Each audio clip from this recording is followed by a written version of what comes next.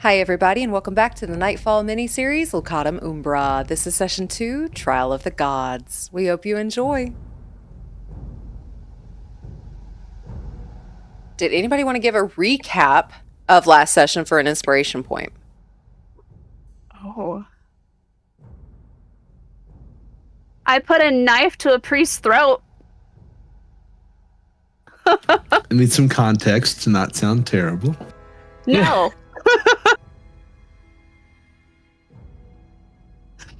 And what else? I almost died multiple times.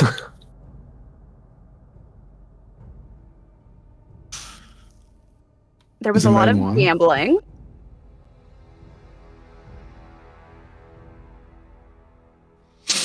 There's a lot of gambling, and we were all sort of there for the same reason, but we didn't know it. A few of us recognized each other, I think. And we were all contacted to go to this place that's housing this scepter that we have to retrieve and bring to our benefactor. Well, you set down some ground rules. Yeah, sorry. No, we did. And then when we got to this big church, cathedral, temple, what's the best word for it? Like a temple, I think would be the best word for it. For all of the gods of Terravota. Yeah, so we went there and Annie did the smart thing and tried to talk our way back. And Valas did the dumb thing and tried to sneak our way back. And it resulted in all-out war. And I don't think they were really monks. Or they hit like a bit more than a priest, yeah. Yeah, so like suspiciously violent. Suspiciously. And we found out that Odessa is not Odessa. They're at the very end. Yeah, her disguised self ran out of time.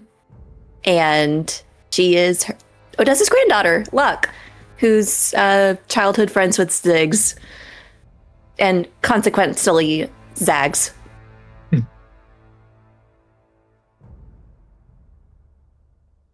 Yeah, it was a hard fight. I think some of us are still kind of bruised, maybe bleeding. Yeah. All alive. And we took out 16 in total. Yeah, so you all took out 16 individuals who were protecting this temple. Everybody who chimed in, go ahead and take a point of inspiration that you can use during this session. You may need it. And with that, we will start with session 2 of Locatum Umbra. The door to the temple is locked for the very first time. This place of worship to all of the gods of Terravota is covered in viscera and gore of your making. Candlelight flickers over each of your blood-splattered faces in this extremely dimly lit room. The statues lining the nave tower above you. They are so high that you feel like they're looking down at you. And you all feel a pulse of energy pushed through you. Everything had a sense of calm in here when you all entered, until your desecration took place. Now you feel like eyes are watching you, oh so very closely. What do you do?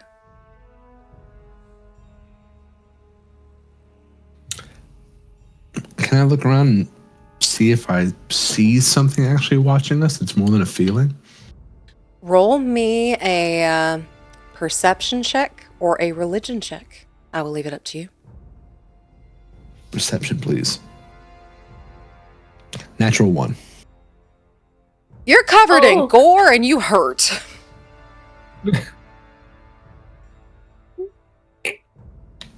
think the coast is clear. Fantastic.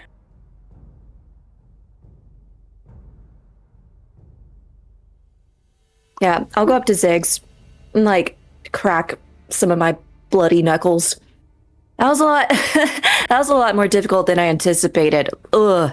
Do you think they have like healing potions or anything? You want to go check it out? Yeah, that was not quite like the adventures we used to have, but let's go wander around. I think Zags was itching to get moving again.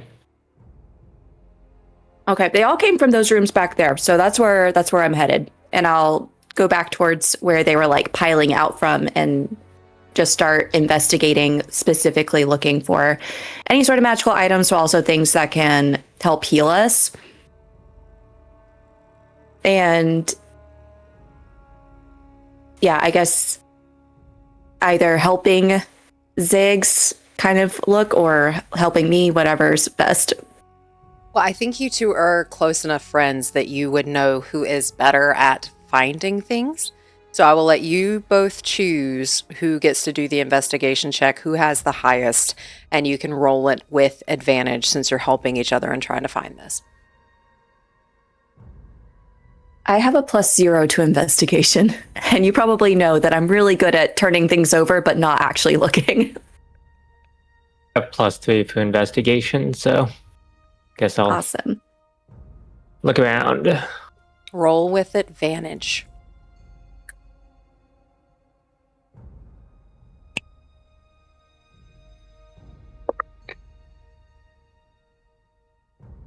$14. Okay, with a 14. You both take off towards the back and start investigating this room that they were piling out of. And this room that they were piling out of is pretty much like a barracks. There are bunk beds, and there are specifically 12 of them in here. As you search in the beds, under the beds, in the drawers, roll me a d4.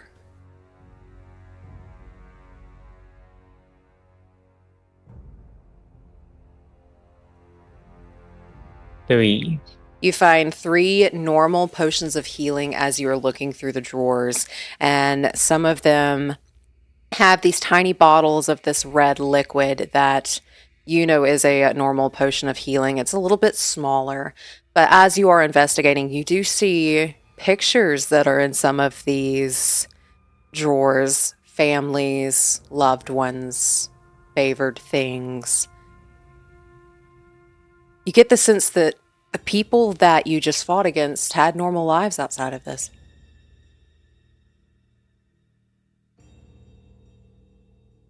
What are all these pictures of people? You don't think... Right? Do you think that these were families? It can't be these priests, right? Like, priests have to swear their life to the temple. They can't, like, leave, right? We don't have to feel guilty. These have to be, like, offerings that people have left behind. Yeah, there's no way. I'm glad we're on the same page about this. Let's just like put them all one place. Okay, where's like somewhere where it's gonna be like hard to find? We'll just tuck these back into this drawer. Okay. Like put them at the very back. And as y'all are putting these pictures in the back and having that conversation really quickly, we're going to pan back out to the nave. What is happening in the main room of this temple? What are the 4 of you doing? Annie is going to motion to, like, after they walk off, motion to Kiki to follow her. And then she's going to go follow them. But when she gets in there, she's going to cast Aid on me, Ziggs, and Kiki. So you get 15 HP, and your max increases by 5 for the next 8 hours. Oh. So now you can take your health potion.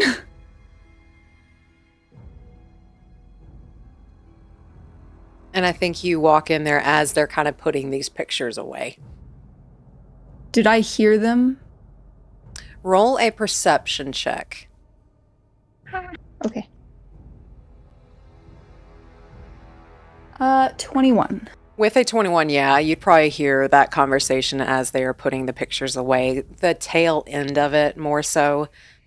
But you are able to hear that did they have families? Were they normal? Did they have a life outside? Nah, these are just offerings.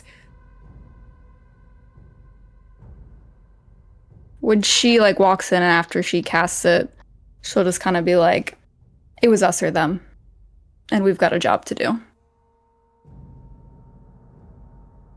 I agree. Okay, great. No guilt whatsoever. Nah, no guilt. It's fine. It's fine. Should we like take a breather? It's like still clean back here. It's kind of like gross and steamy, bloody out there. Yeah, I'm fine with taking a breather. I found 3 potions, so you all need some. Hopefully one of them is me. I'm good. I'm you know me. Like nothing was really hitting me out there. It's just like that usual weird stroke of luck. So y'all take them. Ooh, I have one. So if anybody else needs them, I have one in my inventory. Where's the other 2? And with that question, we'll pan back out to the nave. What are you two doing? After I perceived so terribly, Valas will just sit down on the pew and sort of take a few breaths and just wait and hear if he sees someone call or something. Just gonna take whatever moment he can get to catch his breath. Yeah, if we all kind of felt those invisible eyes on us, I think to try and make the same check that Valas tried to make, I think Taryn would just kind of slowly walk in front of all the statues, just kind of examining them to the best of his ability, and just doing this to both sides. So yeah, in hopes to try and make that same check. You can make a perception or a religion check. It is up to you.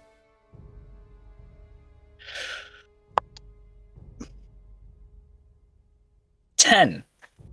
With a 10, these are normal statues.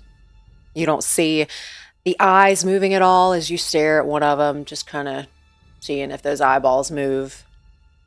Nothing seems to move. They do not move. Yeah, I think he just kind of continues his walk. Maybe going back, like double checking the door, the bodies, being sure everyone's dead, kicking a rock around, but kind of waiting for the same of just if anyone yells out, if we're moving for something. But he's always on guard as he's walking. He's always kind of eyes on the door. Okay. That door is locked. You have got it to where this board is blocking entry. And it is probably like 3 o'clock in the morning right now, 3 o'clock in the morning. It is pretty late or early. So for the most part, there shouldn't be anybody bothering you at this hour. And before we pan back to our other group, you all do have an opportunity here to take a short rest if you wish. Yes, please. Yes, please. I'm down. Agreed. With having a short rest, if you do not want to use those 3 potions of healing yet, you do not have to. Okay. You can save those. And then go ahead and roll your hit points using your hit die. I think you all have 16 hit die right now. And with that, what is happening in the barracks as you all are taking that short rest? It seemed like there was some conversations to be had in that room.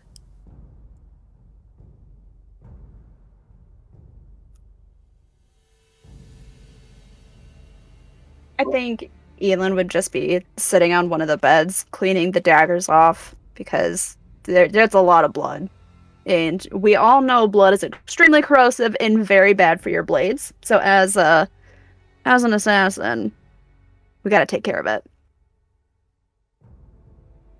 And you are able to make them sparkle.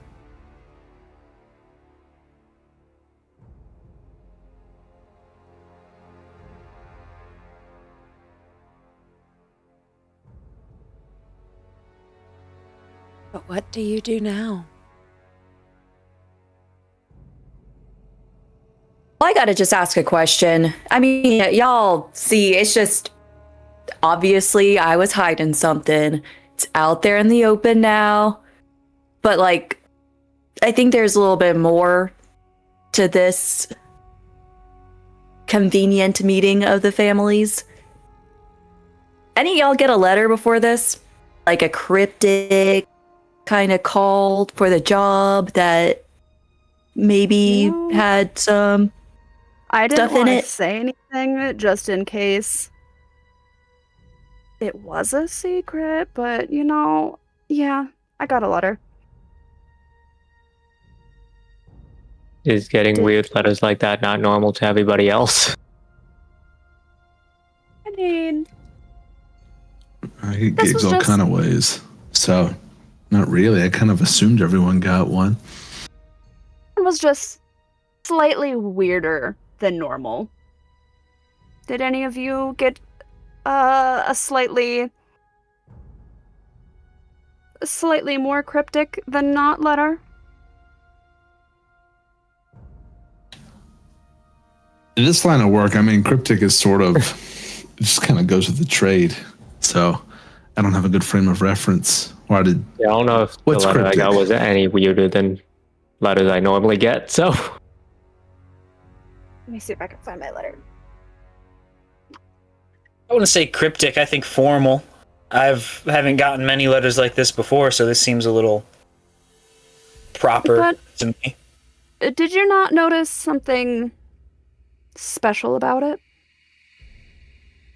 What's there to notice? It's ink on parchment.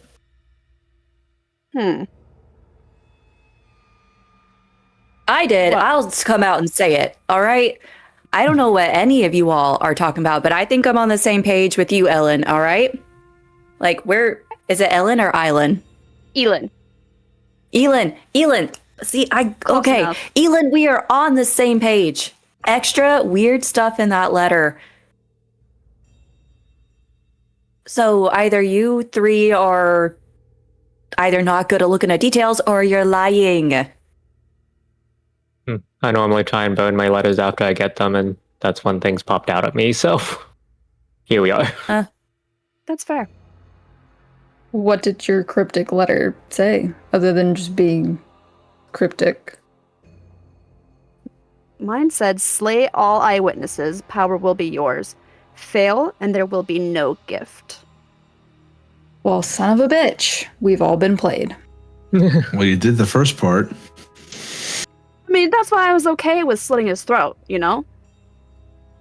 But when they Yeah, say except guess what? eyewitnesses- I got eyes. Yeah, not gonna lie. Everybody else agrees that there's still 5 other witnesses here. Have we been played? Wait, so you mean they think we're going to try to slay each other? Or we should? Is that what you've been told to do? I need that Yes. wish. Isn't that kind of always a risk? I don't know what kind of gigs you all be taking, but that's never off the table in this line of work. Maybe I'm taking the wrong gigs. I mean, it happens. Sometimes Yeah, I you mean, gotta that's risk it why- for the biscuit. No. Ugh. That's why I always give that big speech as grandma at the beginning to be like, I'm on to you motherfuckers. Don't try anything. But this time with that letter, ugh. Hmm. Then what happens if we leave that part of the letter unfulfilled? I don't think we get a wish. Yeah. Well, what's it worth to you then? Very, very big wish. I mean, can be anything you want, so everything, right?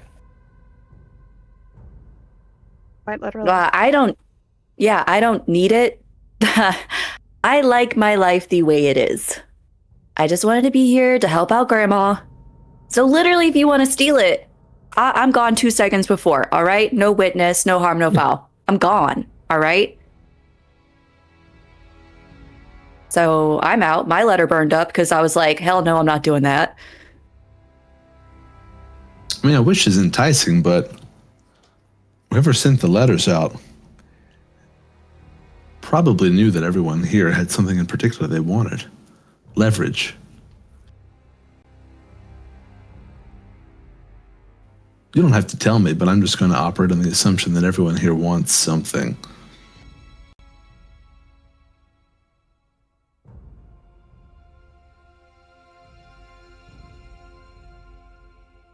There are some people that need to be rectified. And I do want to be the person to rectify that. Like revenge? Revenge? I'm good at revenge, all right? Like, if you don't... If you want to do the same thing and bounce, I'll give you a hand, all right? I'm pretty good at getting what I want. It's a lot. It's not just a singular person. Me and Luck have pulled off That's some kind of... pretty outrageous things together, so... Yeah, and that's like kind of hot, so yeah, I'm in. We're just in it for the adventure. Yeah, we don't take this stuff too seriously. I mean, look at us. That's fair. What? I mean, you don't have to take things seriously. It's just... I lived my life because one event happened. And it needs to be rectified.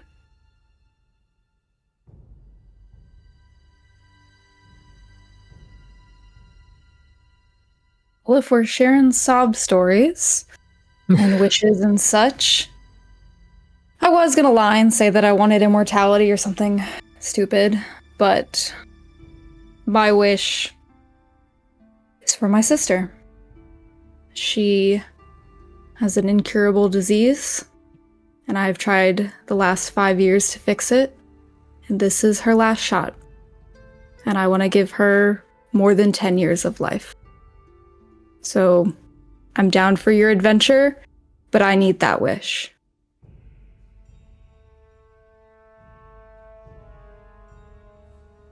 So she's like a kid? 10. What he said.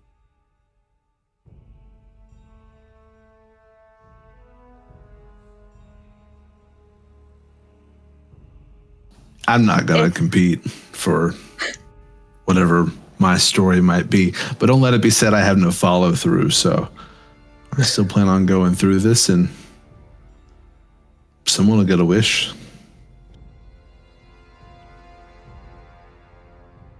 Taryn, you wanted to do something? Yeah, just when Elin, right? Elin. Got it.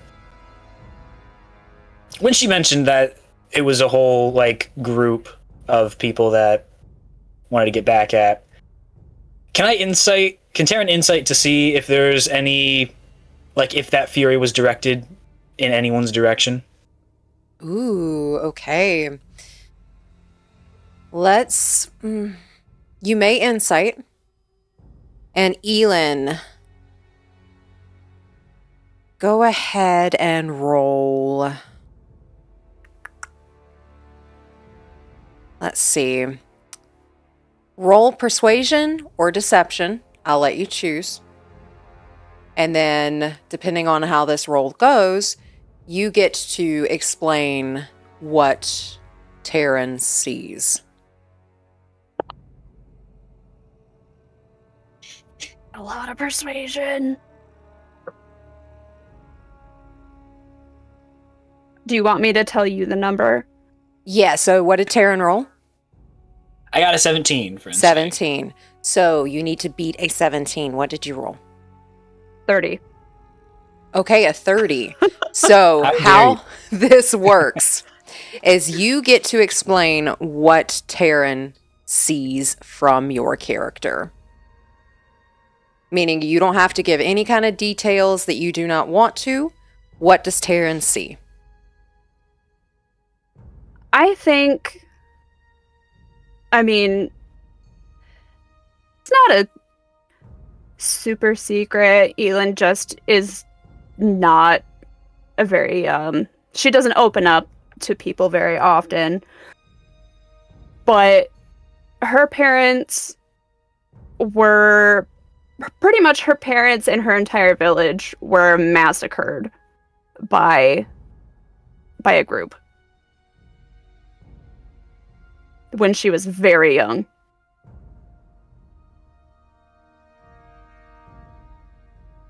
So loss of family, loss of somebody important, and wants revenge on that.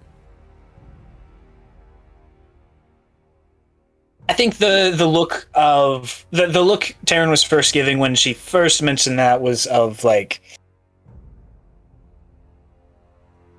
at least his intent was like, he really wanted to know who was the target, or at least what group was the target.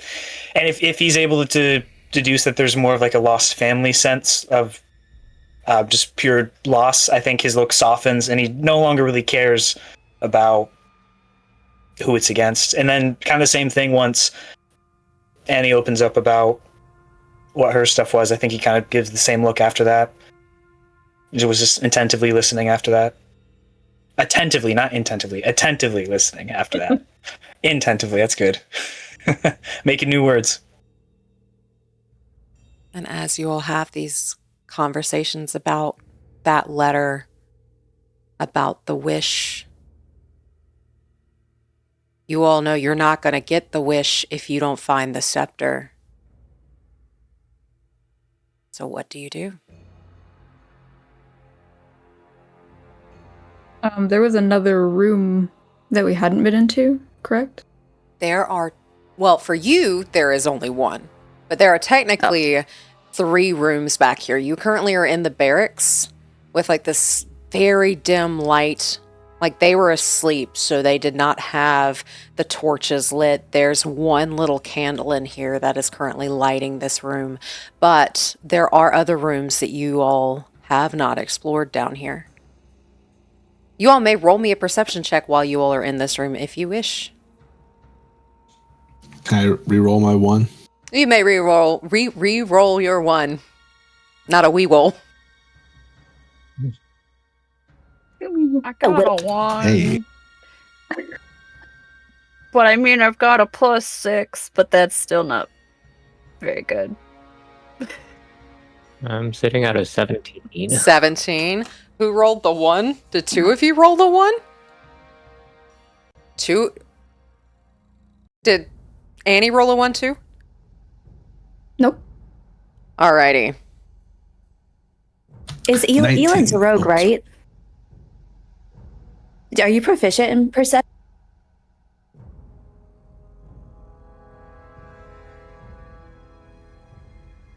Yes.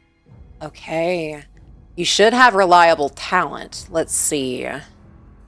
Let's go down. Yep, you have reliable talent. If you are proficient, if you rolled a natural 1 in your perception, you automatically get a 16. Oh! Rogues. Rogues, yeah, I've you never cannot played a rogue. fail. I don't know Rogue shit. anything about them. I love it. Yeah, reliable talent. If you're proficient or expertise, you treat anything lower than a 10 as a 10. Interesting. Okay. So Elin's a 16. Ziggs is a 17. What is Lux? 12. 12. Terrence? 19. 19. Annie? Dirty 20. 20. And Valas? 19. Perfect. You all rolled higher than a 10. This is a barracks. You see a room or a stairwell that leads upstairs, but you get the sense that that stairwell goes up to the watchtower you all saw outside. Other than beds, other than personal belongings, other than like desk drawers and things like that, there is no staircase. There is no way downstairs. Not in this room.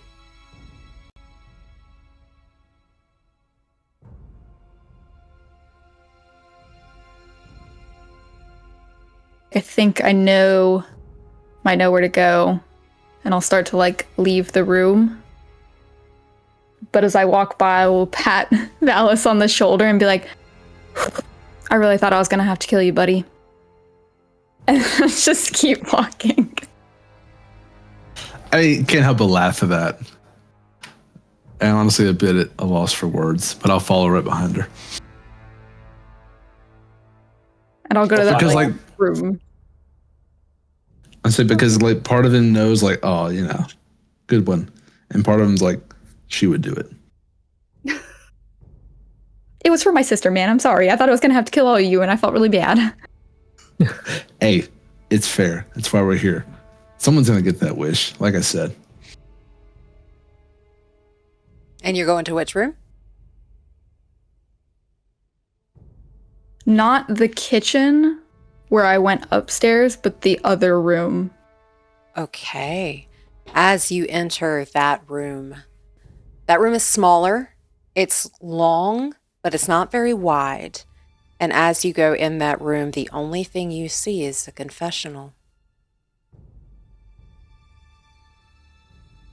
Can I investigate the confessional? You may go ahead and roll an investigation check.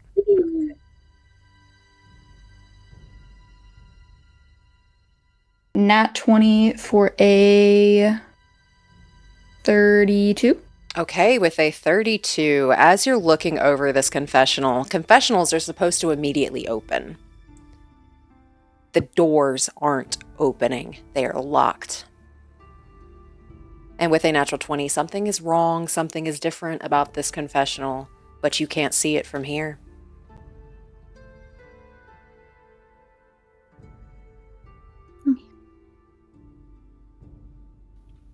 But it looks like just we see her struggling with the door.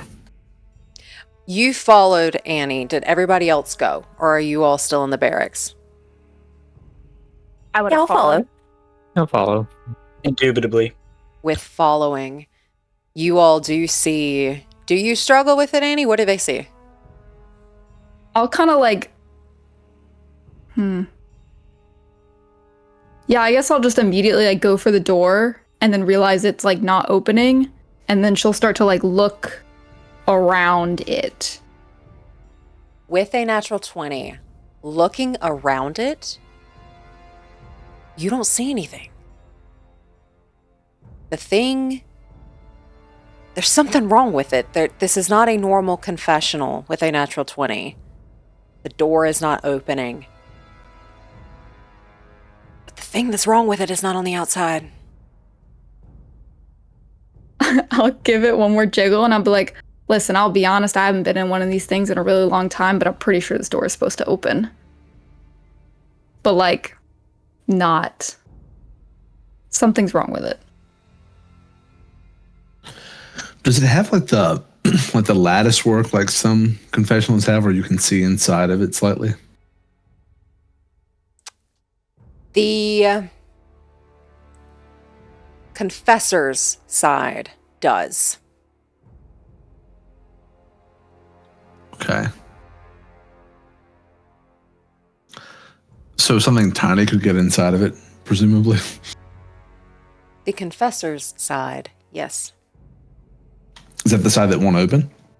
Neither one will open. Well, I could kick it, or I could find my way in there. What do we think? I don't want to do anything rash as I'll look around at everyone. I mean, I was going to offer to punch it, so... It. Let's go. Can I go ahead and try and open it up with a thieves' tool? You may go ahead and roll sleight of hand. And you have proficiency in Thieves' Tools? Yes. Alrighty. Roll a sleight of hand and then add your proficiency bonus. Can I help by like pushing the door flush against like the socket? So as you are pushing that door, trying to get it flush while Ziggs is trying to pick the lock, go ahead and roll at advantage. We've done this before. So 21. With a 21, what side are you trying to unlock? Or are you trying to unlock both? Let's go with both. Both. Okay. Which side do you open first? The confessor's side. Okay. As you go to open the confessor's side with a 21, you hear that as the door unlocks and you're able to open it.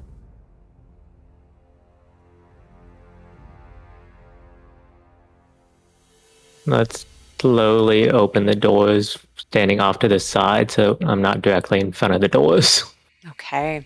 As you open the door, I'm like kind of like this and hiding behind the door so that way you're not in front of it. As you open the confessor's side, it is what you would expect. It is a bench with a cushion, with a wall in front, with just the tiniest little opening from the cleric's side. This looks like just a normal confessional booth on this side where you sit down and you confess what you've done wrong. Anybody need to get anything off their chest while we're here? I mean, forgive me, Father, for I've slit a priest's throat. You did do that! Sorry. It's a confessional. I'm sure they do something with that information. I don't know. I don't know. I've never been to one. Can I peek inside the slit? Roll a perception check. And is Ziggs trying to open the cleric's side? Since you said both. Yes. We're going to say Ziggs walks around to the other side now that the confessional side is empty and tries to open up the priest side. Okay, go ahead and roll me another sleight of hand. Is, with your proficiency bonus, is Luck still trying to help by pushing this side? Yeah, it's what we do. You got it. Roll at advantage. And a 20. A 20, okay. Before we get into that, what did Valas get? 14.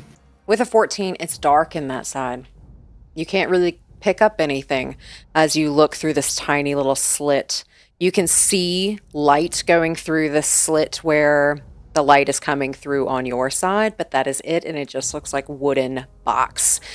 With a 20, as you are unlocking the cleric's side, and that door, as it slowly opens, are you kind of standing like on the back of it, opening it again? Off to the side again, yeah. You got it.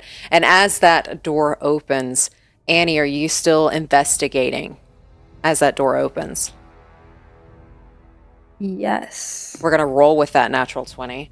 And as that door opens, you look at it, and it looks, to anybody else, would probably just look like a cleric was supposed to sit there and listen to whatever you wanted to get off your shoulders, anything you wanted to get off your chest. But as you're looking, as that door slowly opens, there is the smallest lever underneath the seat. Oh. I'll sort of peek around the door as he's opening it. And then I'll just like sort of just very like around the corner gently like reach in and flick the lever. And as you gently flick the lever, the confessional's back wall opens on both sides. You see a long staircase that heads down. so far down that the end of where your eyesight can see is just dark. Lovely. There are magical torches that are lit that go on for what seems like eons. What do you do? Are they all lit or are they dark at this point? They are lit.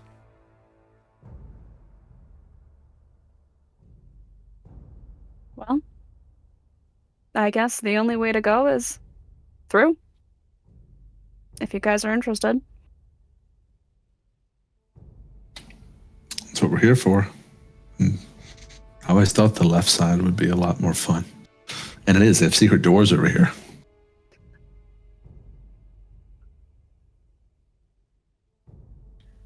Anybody want to lead, or are we all a bit timid? I can go first, but can I go stealthy just so, because as a rogue, I want to go and kind of search out the area before I bring the whole party down?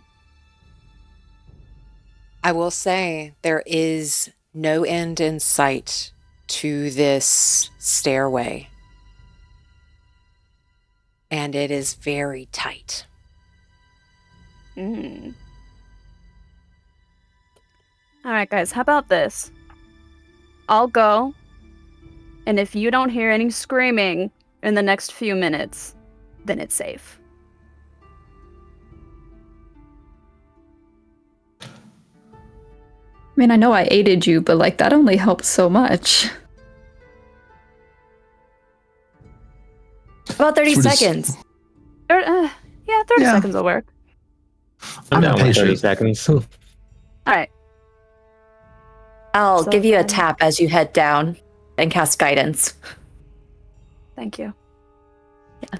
And then I'll make my way down.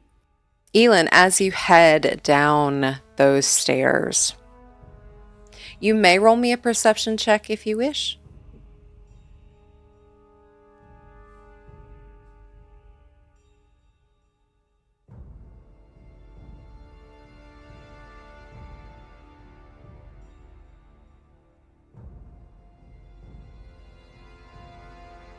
Ten. And you are proficient?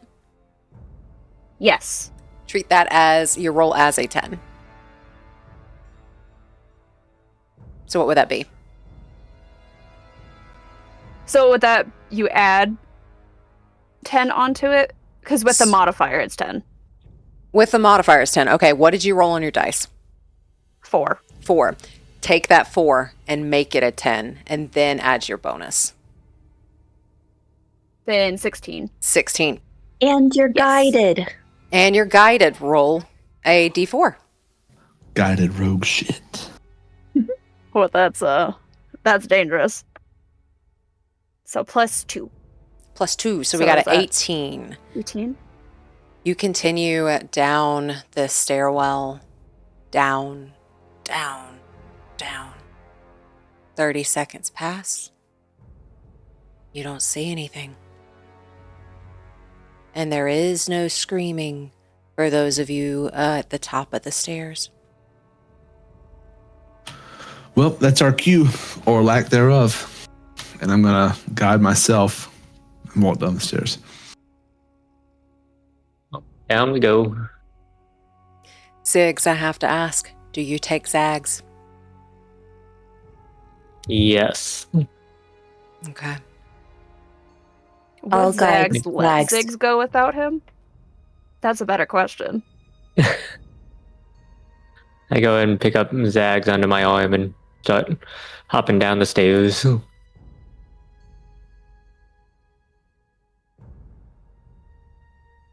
I'll go too, and I'll give Zags a little pet from behind and guide him because now it's a dark space, and he's just a little guy.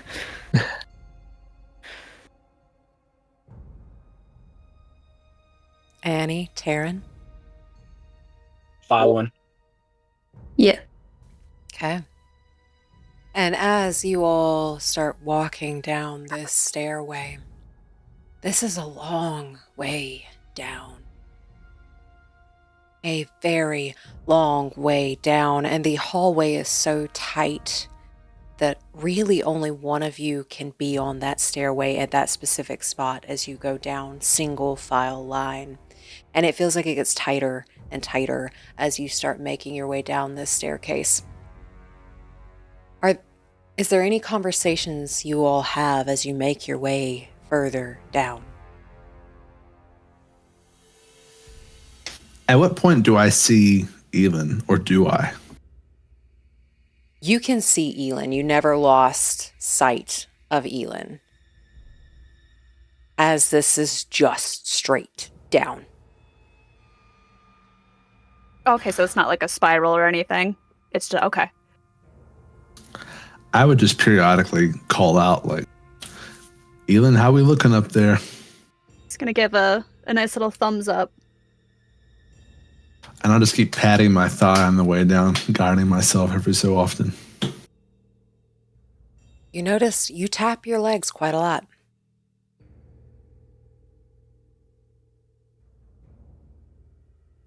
So are we like not under the temple anymore since we're just going straight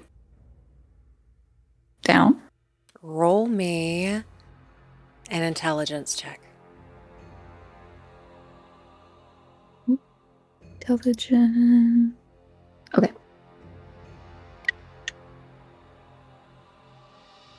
That's a nat 1. You're just going down. And as you go down and down and down, the only sound you can hear is the occasional checking in, the soft footsteps against weathered stone, the sound of your heartbeat in your ears. You've all done missions like this, but why does this one feel like you're walking into your own tomb? More moments pass. You do not belong here, defilers. Turn around.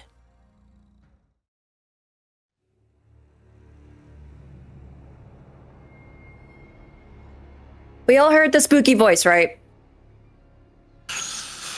Affirmative. Wasn't one of y'all, I'm assuming. Spooky voice was I was vocal. hoping it was one Didn't of like us. it.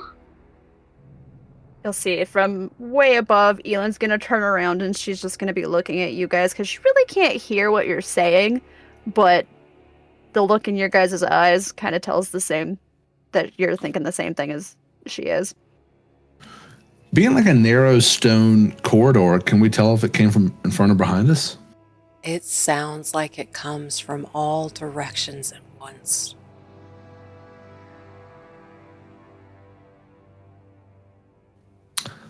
Okay.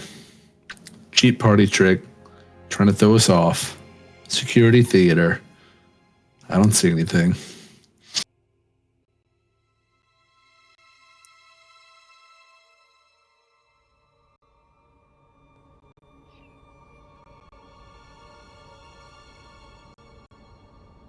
Defiler, that's like a bad thing, right?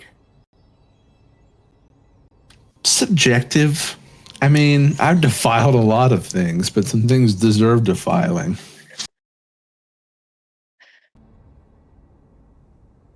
It's a neutral term. We have good intentions, right? Is Exactly. your last warning. I assume this is the bad defilement. That's what they intend, I think. Mm. Well, it sounds like the voice will stop soon if we just keep going. That's the last time they're going to say it. I'm gonna pull out my 2 daggers and just palm them so that they're ready.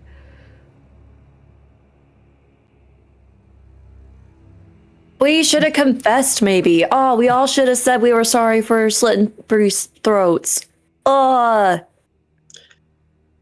Maybe it is good that Elin is first, because she did say sorry.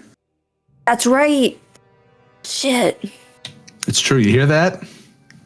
As I call out and look around. Should we run back? And confess? I mean, we're technically in the confessional, so could we not confess here? We never left the confessional, but I didn't do anything wrong.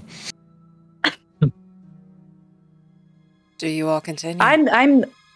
Yes. Yeah.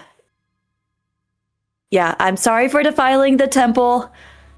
And I'll take one more step and see if anything happens. And if it doesn't, I'm good. You take another step. Does everyone else continue? Yes. Yes. We'll echo the apology under our breath, give the stone wall a little tap tap, and take a step. You hear the sliding of stone behind you. The way is now shut. What is coming will unravel you piece by piece. And it fades. You hear the rumbling of stone. As the stairs beneath your feet vanish into the wall and gravity takes hold of you and pulls you down. Wind starts plowing against your face, against your skin, against your clothing. You are falling, falling, falling. Annie, you wanted to do something. Can I cast Fly on myself? You may cast Fly on yourself. Listen. Taryn. I assume there's, as we're falling, we look down, we probably don't see an end for quite a while, right? With asking that, everybody roll perception checks. While we're rolling, can I also ask, you said the stairs dropped out. Did the walls go away, or are they still the same width apart? Roll perception check. Okay. 24. 14. Kiki got a 24? Ew. Yes. I rolled a 1. Oh, 14.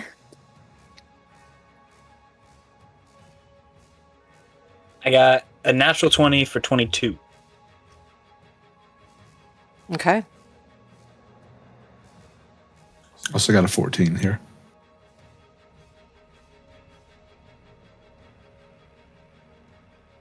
And what did Annie get? 27. Okay. We're going to start with a natural 1.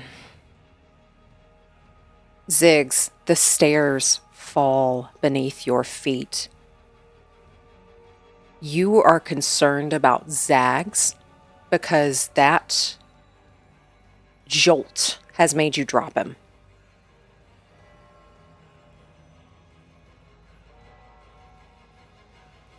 I yell out, Zags, no! Wait!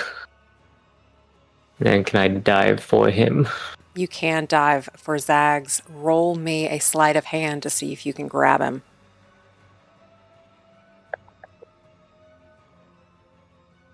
23. You are able to grab him and pull him into yourself, but you can't see anything else. That's all you were concerned about. With our 14s, you're falling, you're falling, you're falling. The wind is whipping around at you, except for Annie. It's not whipping around at you, but we will get to that in just a moment. You're not in a tight space anymore.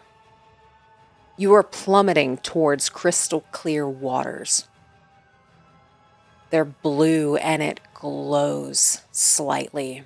This appears to be a cavern system far underneath the Temple of Sylarae. You're probably not directly below Sylarae anymore. And the only light that is coming from this room that you are plummeting into is from the water itself. With a 27 and a 24, We'll get to that natural 20 last. You see all of that, but you also see that this is not a natural cave system. It is too slick. It's too polished to be a natural cave system. This has been mortal made. And you see giant carvings of gods carved into stone.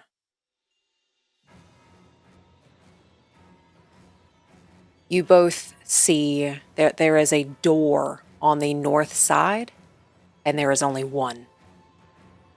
And it has the faintest yellow glow to it, but no other exits or entrances exist as the ceiling above you has closed. With a natural 20, you're falling into holy water.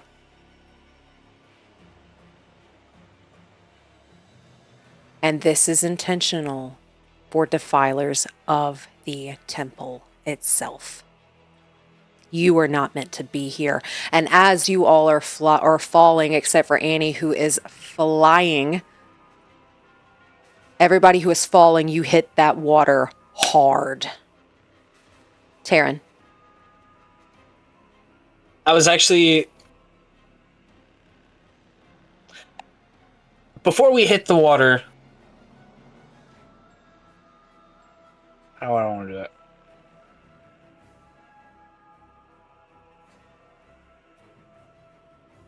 We're gonna kick our boots together, and wings are gonna sprout from the sides of them, and we're also gonna start flying.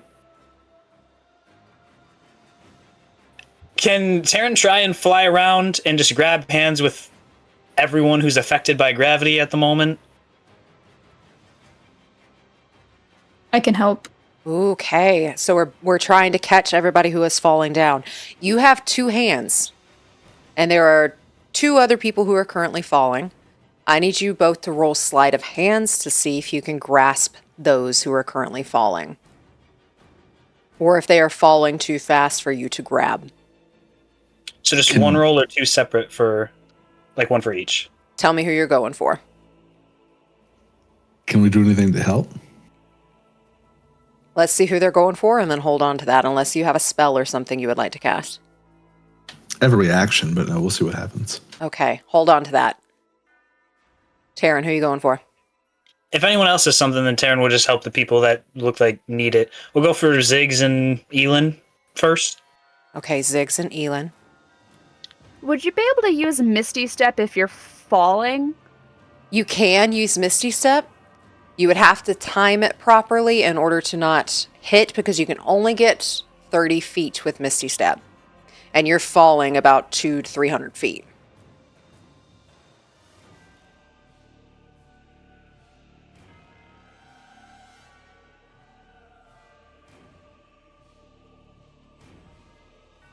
I think if it would allow for the others to get caught and helped, I think I would try to cast Misty Step at like 25-ish feet off of the ground. With that, trying to do 25 feet off the ground, I want you to roll. Let's do survival here, if you'll roll a survival check. And Taryn, go ahead and roll me sleight of hand for Ziggs.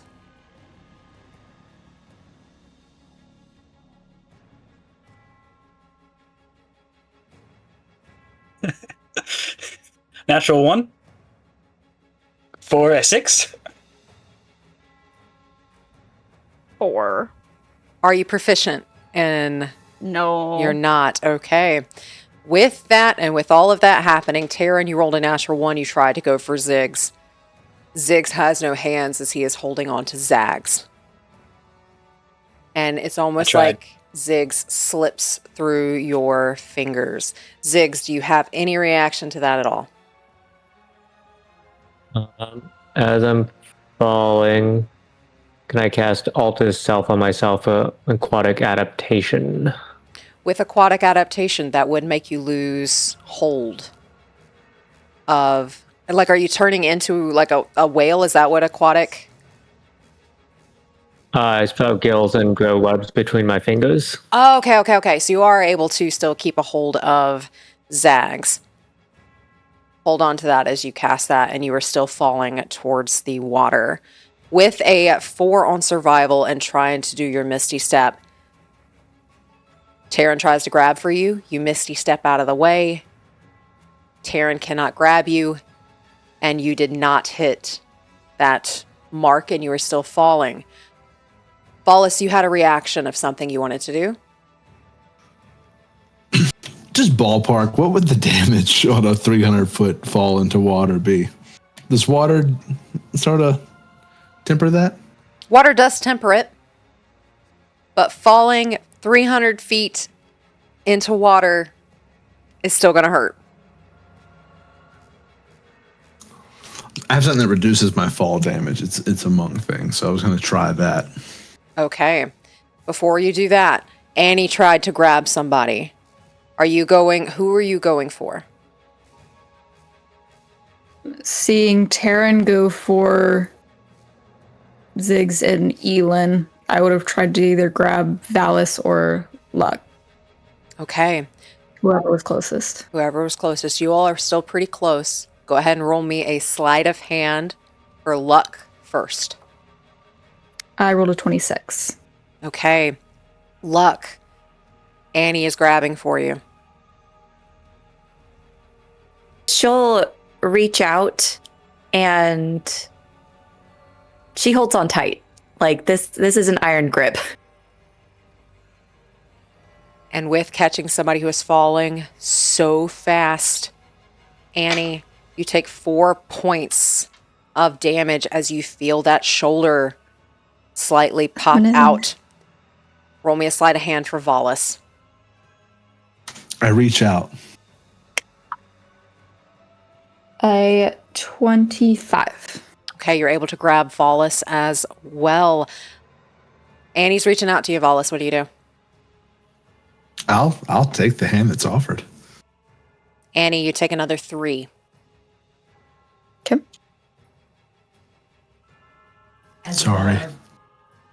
As you manage to catch them as they're falling, but that jolt hurts both of your arms.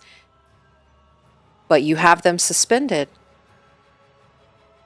Elin, as you try to do that Misty Step, you don't calculate it properly. You take 4 points of damage as you hit that water. As you did reduce the fall length and slow your speed slightly. Ziggs. You have Zags on you. You're holding Zags. How would Ziggs keep it to where Zags does not take damage? Zags has 4 HP.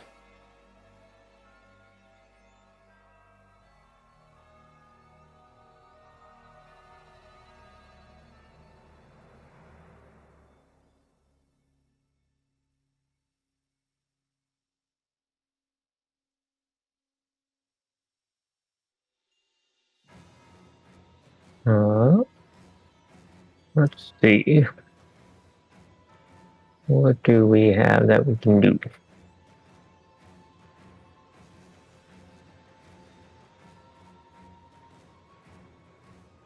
While you're looking at that, Valas, you raise your hand. Are we cognizant enough to see the predicament that Ziggs and Zags are in?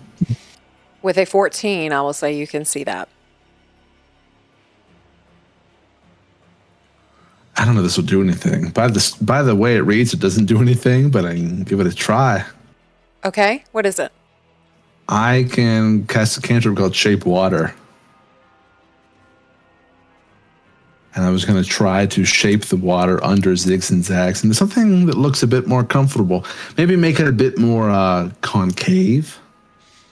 Almost like it's going to catch them. Maybe sort of break the surface tension if I can. Yeah. That's it. I'll start causing waves, like little ripples on it to break the surface tension. Okay. How far is that? 30 feet. And I can only do a 5-foot cube, so I'm going to try to get it right under him. Roll me a d20 to see if you're within 30 feet. If you roll a 10 or higher, you're within 30 feet. Okay, no pressure. Can I use my point of inspiration? You may.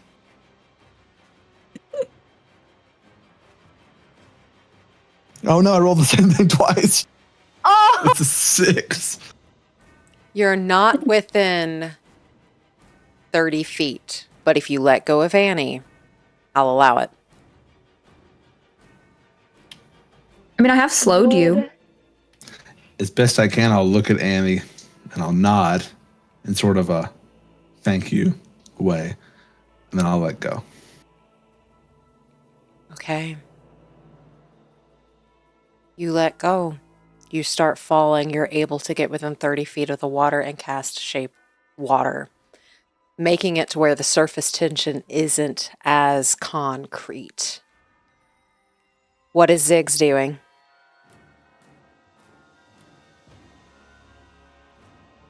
Now that Zags is free of his hands, he's gonna start casting Arcane Gate beneath relatively all of us and kind of start yelling for all of us to start falling towards me. And then after that, I'm gonna make that gate below me, and I'm gonna look as close to the water surface as I can and open up the other side of that portal there.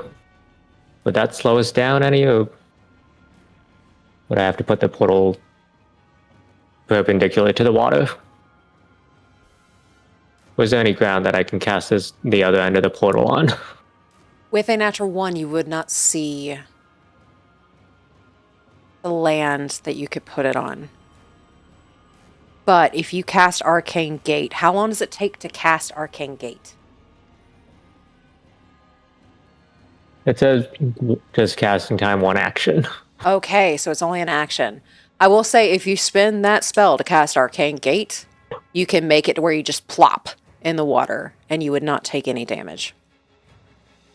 Sure, let's go with that. You're able to cast Arcane Gate and you manage to get yourself just plopping in the water like you just jumped in instead of falling 300 feet. And you have your gills, you have your webbed fingers, and Zags is with you without any damage. Valas, you let go. You take 5 points of damage as you hit the water.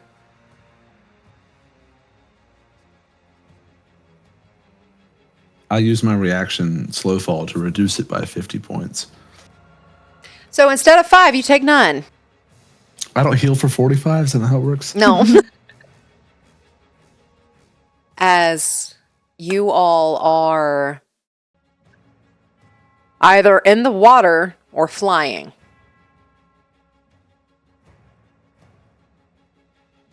And except for Ziggs, you all do see that there is a patch of land, a shore to the north side.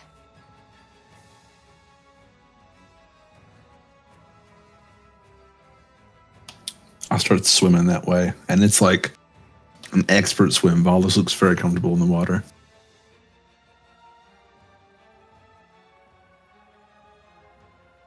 I think then seeing that Ziggs was able to figure his situation out and everyone else has things figured out, we'll fly over right to the shore that's north of us, I think you said. Definitely make my way that way as well. In a maneuver that looks practiced, just start swimming, and after Zags just balances on my back.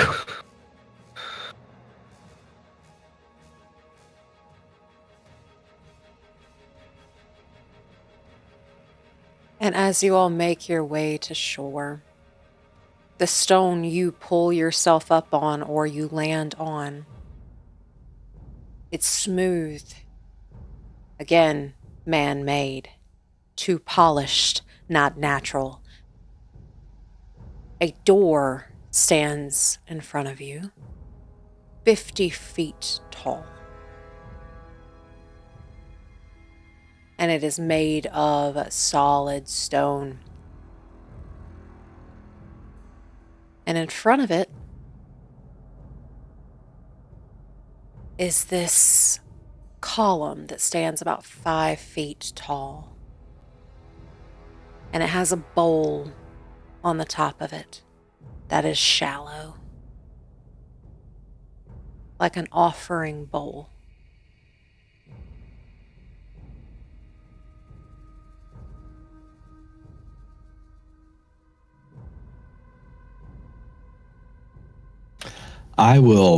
I'll walk up to Annie and put my hand on her shoulder and give her this sort of knowing, appreciative nod.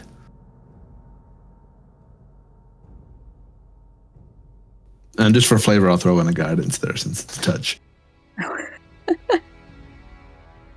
When you like put your hand on her shoulder, she like ducks and winces, and she's like, "That is the second time I've popped my shoulder out of place for you. Just remember that."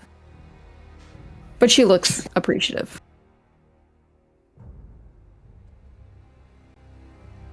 I owe you one.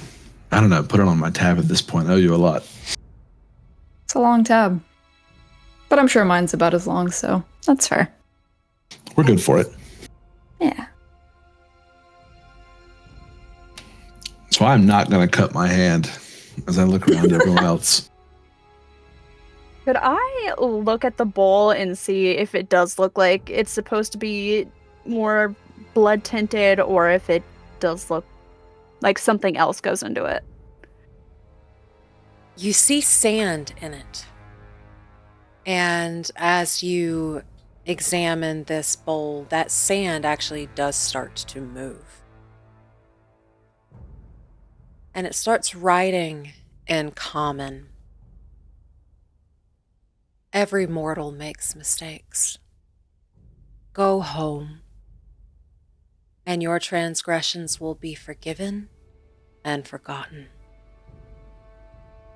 And then that sand starts to glow this sunshine yellow. You know, this bowl wants us to turn around, but we all know that's not gonna happen. So, my sins aren't forgiven. Oops.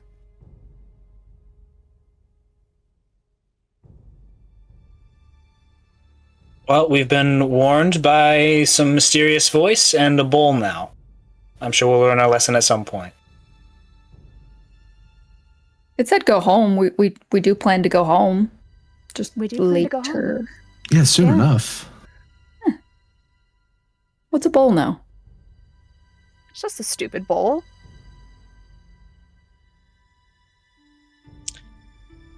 I want to make it explicitly clear I did not call the bowl stupid.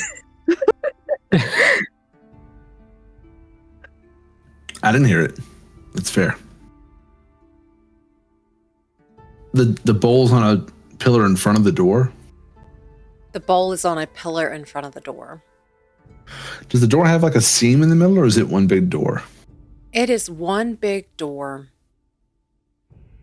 but it's solid, and it's 50 feet tall.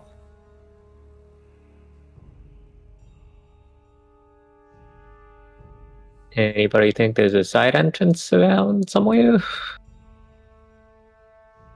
I suppose we could knock. That glow in that bowl starts to fade. Almost as if this is your last chance. It will not offer it again. And what did it offer again? To not do anything bad if we went home? Go home, and your transgressions will be forgotten and forgiven.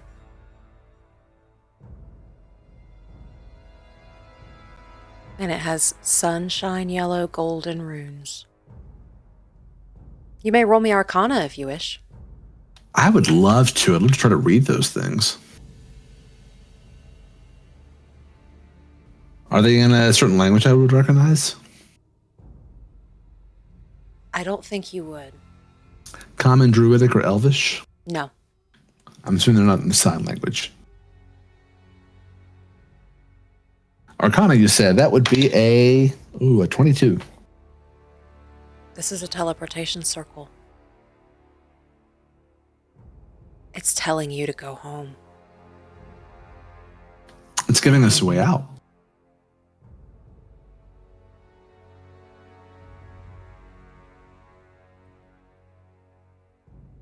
I mean,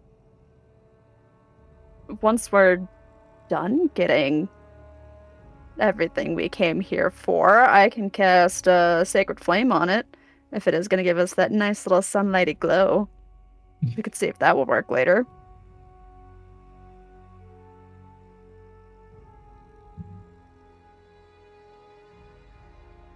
And it is fading. Very quickly, there's barely anything left. I mean, we just fell all that way. I'm not gonna get out of here. I'm with Ziggs. I'm hoping there's a lift around here somewhere when we're done. Well, I just don't trust it. It's like, would it really take me home or just like straight to hell, you know? I mean, the staircase said it was our last chance. And here we are again. And now it's like, just kidding. There's another one. Yeah, who's lying? And as you debate, it fades. The sand begins to move again. You will rue the transgressions to follow. Spill your life's blood to open the door. Do not say that I did not try. I don't know about you guys, but I'm not scared, and I'll take my dagger and I'll cut my palm and drop some blood. And as your droplet of blood touches the sand, it's almost like the sand devours it. And only for you, the door in front of you flickers slightly, allowing you to enter, and only you for the moment. I guess that's my cue. And I'll take a step towards the door.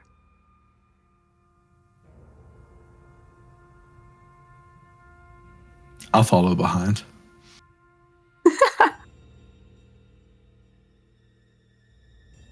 Are you gifted a key? Nothing happened.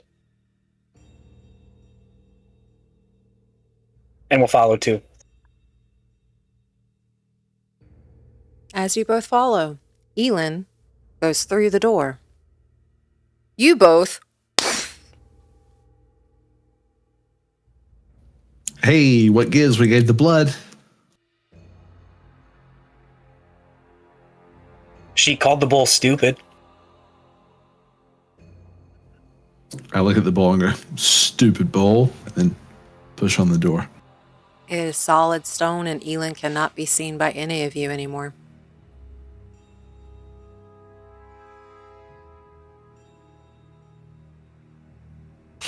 Maybe it was the blood. I'm thinking it was the blood. I think I've deduced that too. We'll walk back to the bowl and do the same that Elin just did. You see the door flicker, and you see Elin on the other side. Hey, that's kind of cool. And we'll start walking to the other side. I will just put my index finger in my mouth and bite down on a canine. Sort of squeeze my finger over it. And you see the same, that flicker, and them on the other side.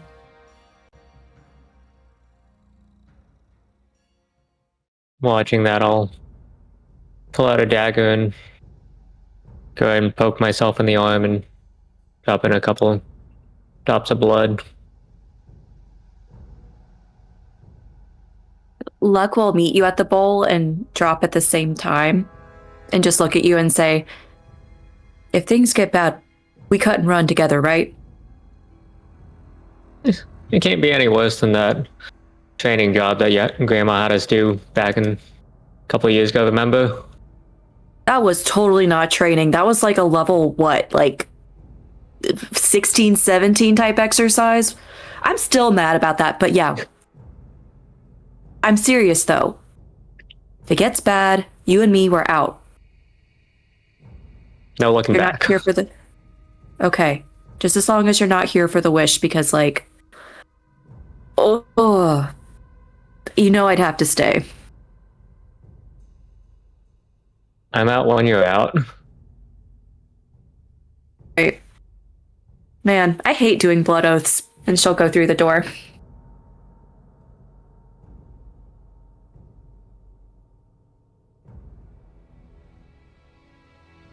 Okay. And as you both put your blood on at the same time and you go to walk through the door, you both get through. Zags gets left behind.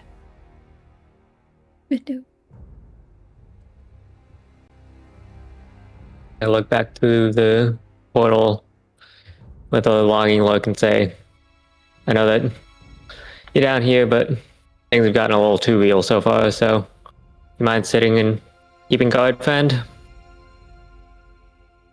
Then I reach out to the little barrier, and Zags puts up a little paw. And he boofs and he sits and he waits.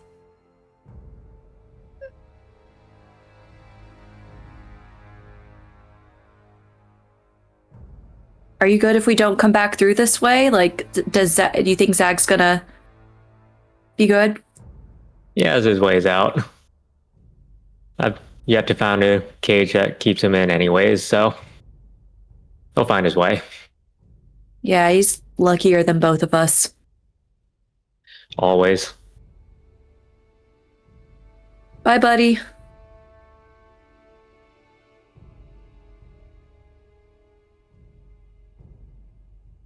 And what about Annie?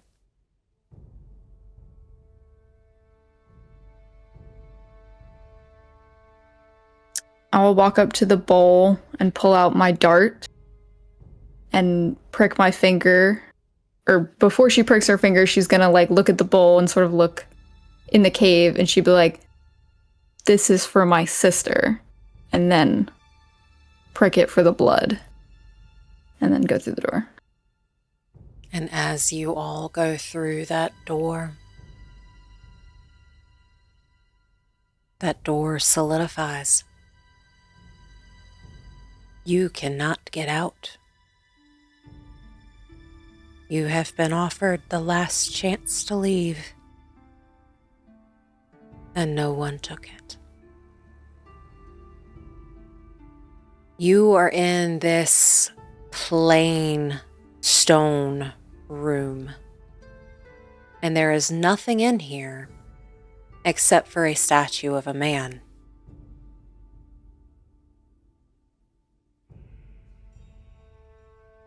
The wall in front of you begins to glow this dark blue,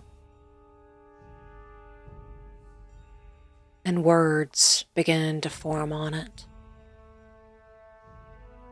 And it's a question, a very simple question. What has a golden head, a golden tail, but no body?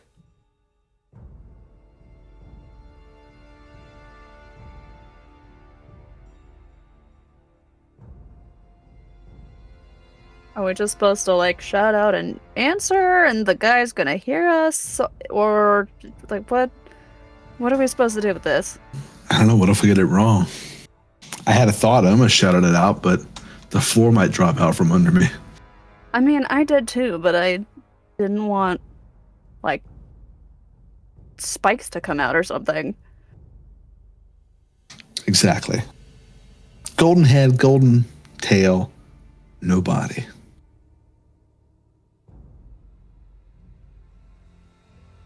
Annie. I got it.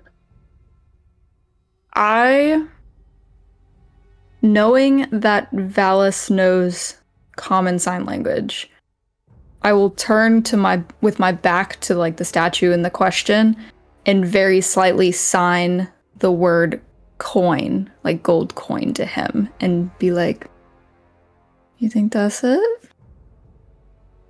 I will reply in sign language as well. That makes a lot more sense than goldfish. I'm glad you're here. Thank God. I liked your answer though. Well, Its head is pretty much one big body, right? Okay, and then I just sort of Yeah. put my hand down in embarrassment.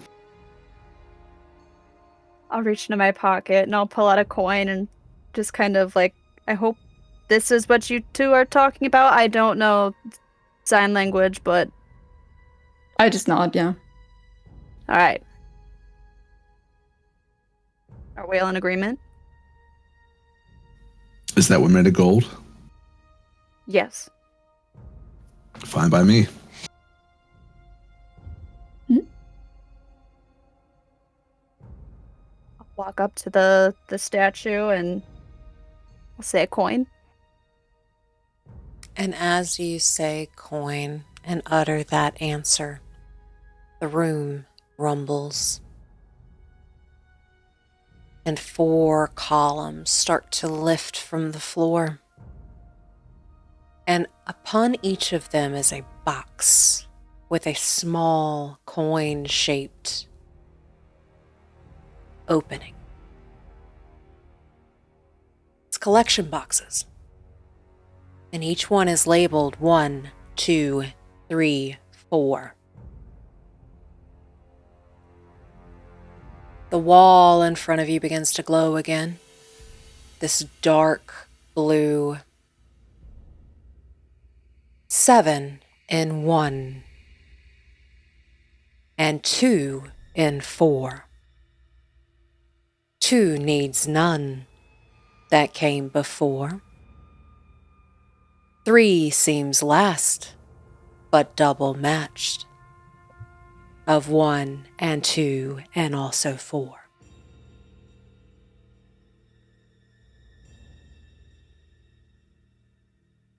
I have a -1 intelligence, so this is not good for me.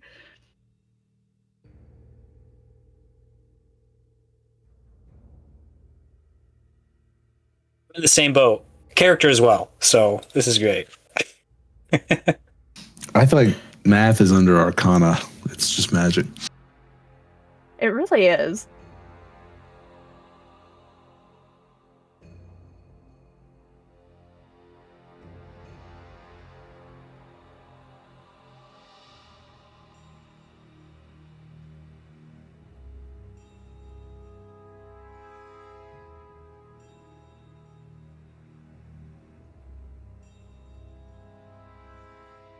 And I like little offering boxes with like coin slots. Yes.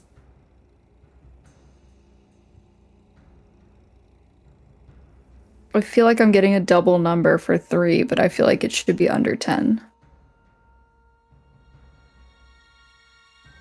Well, I mean, It's double just matched fully of 1 prepared and to 2 put and in 4. 18 coins to 3.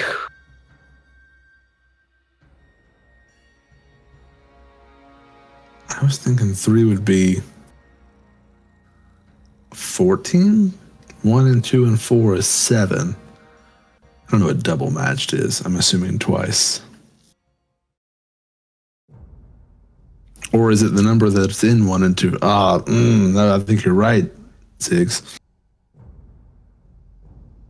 But if it's double matched of 1 and 2 and 4, then wouldn't it be 772 times 2? I have 0 and 2. So there should be I was 7 and thinking 1, 0 and 2. 0 and 2, No. 2 and 4. So 7 and 4 is 11 times 2 is 22 and 3. Does that sound right, or am I rambling? It says 2 and 4. Right, so 7 is in 1, So our total from left to right, not including 3, is 704. Double that is 22. And that goes in 3. I have a tenuous grasp on this at best. I'm good at killing people. I'm not good at adding numbers. This is completely beyond me. I put 7 in 4 and 14 in 3. Why 7 and 4?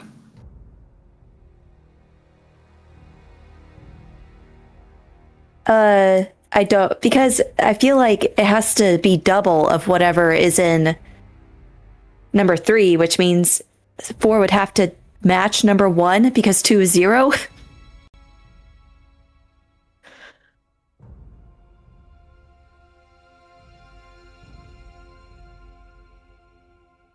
It could be really wrong because I am bad with numbers in real life, so. Same though. Like, I do a Sudoku so confidently, and then, you check it and you're just like, damn, not even close. Wait a minute. Yeah.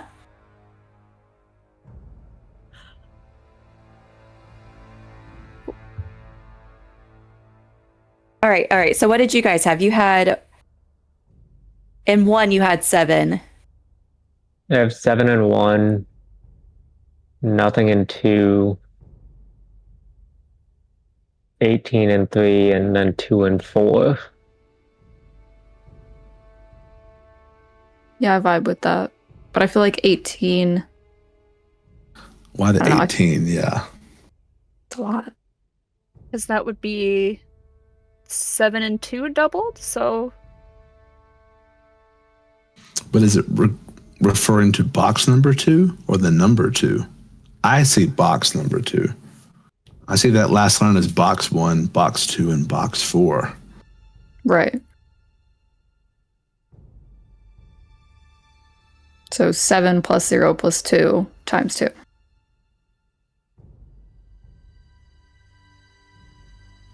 Yeah. Okay. Yeah. No, 18 makes sense now because I was swapping 2 and 4. I was doing 4 and 4, but it's 2 and 4. If we all agree 7 and 1, why don't we drop 7 coins in the first box and see if it makes a noise or gives an indication that it's right? I'm game. I thought it was goldfish. I'll just bow out. I like it. Baby steps. As you all are looking and debating what to put in these boxes, you do notice that there are decayed remains hanging from each box. Specifically, arms and hands, the bones of those pieces. So how many coins are we putting in one?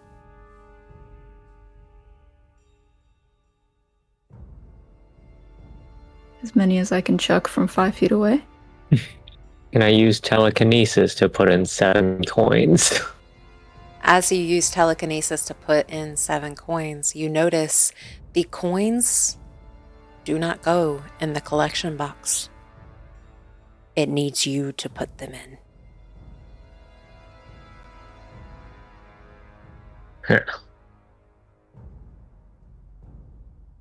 So 7 coins are on the floor.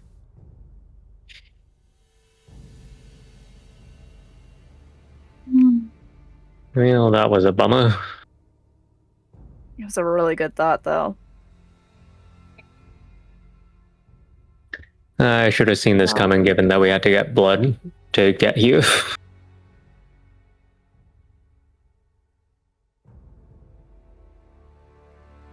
I mean, if no one else wants to risk it, I'll do it. I'll walk over and drop 7 coins in the first box. And as you put 7 coins in the first box, it makes you put them in one by one. And as you drop a coin in, the coin disappears.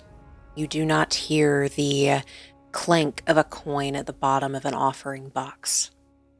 And you can only see darkness as that coin disappears as soon as it goes in.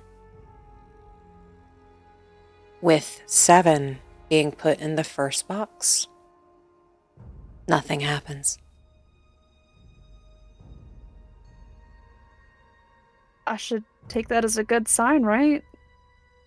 I mean, I've got all of my fingers. No coins in box 2, right? Right. I think. Right. Then I'll walk over to box 4 and put in 2 coins. And it's the same. You have to put them in one by one. You do not hear that coin hitting the bottom of a box. And as soon as it disappears into the box, that coin disappears as you put 2 in. And nothing happens. Okay.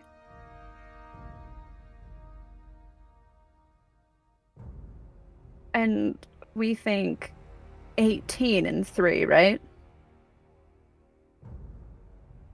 I'm convinced.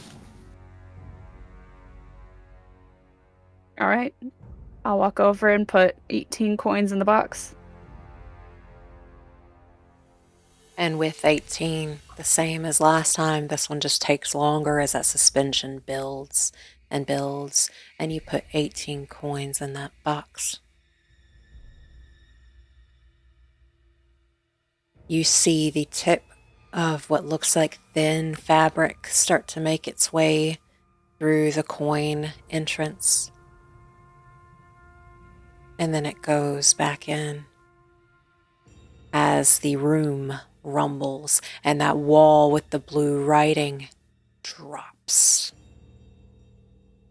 The columns in this room slowly sink into the floor as your first trial is completed. Had you failed, it would have taken something from you.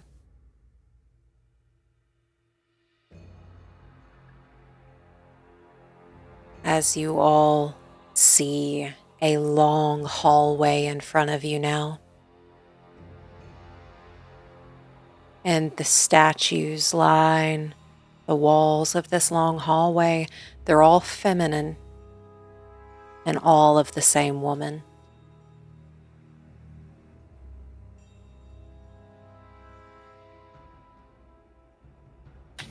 Well, another holy order trading entry for money.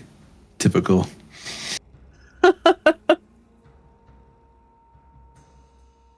Anybody feel like they're supposed to recognize this woman?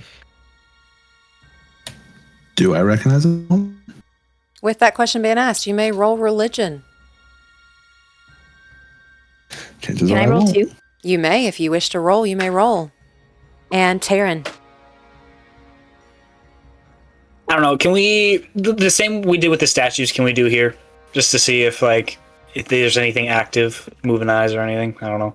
Roll me perception or roll me religion. Up to you.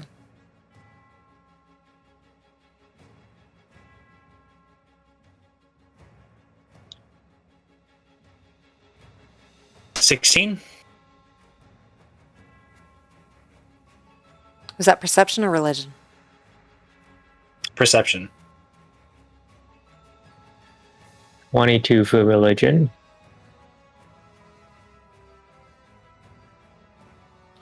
What a natural 20 for a 21 religion. Ooh. I got 23.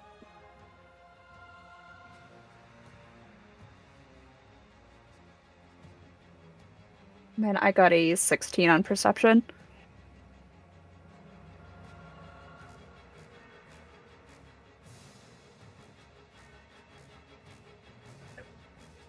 And Annie. I got a natural 20 for religion, Okay. so a 24. We had 2 natural 20s on religion, so hold on to that and we will come back to you. There's 16 perceptions. You Don't see anything happening with the statues. They just look like they're stone. Nothing out of the ordinary seems to be going on with the statues. The eyes aren't moving. It seems to be pure stone. With those, the 22, the 23, you both know that these are statues of gods.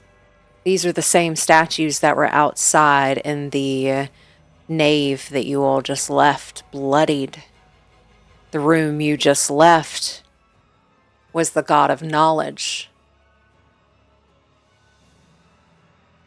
It was a test of skill to see if you were intelligent enough to continue. Kainos. The woman you see in this hallway is Viha, the goddess of wrath.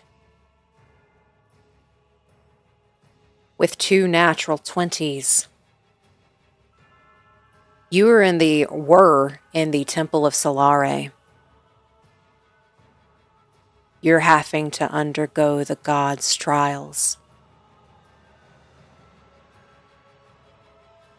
before you can get to where you need to go.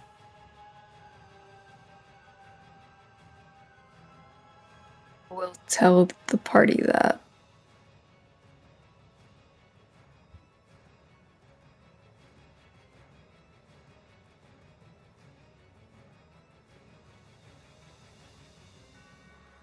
Okay, so a few godly trials. We've done a few already. Things are going well. What's a few more?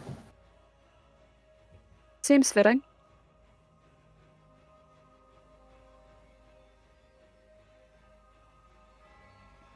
Do you all continue down the hallway? Absolutely. Might as well. Yes.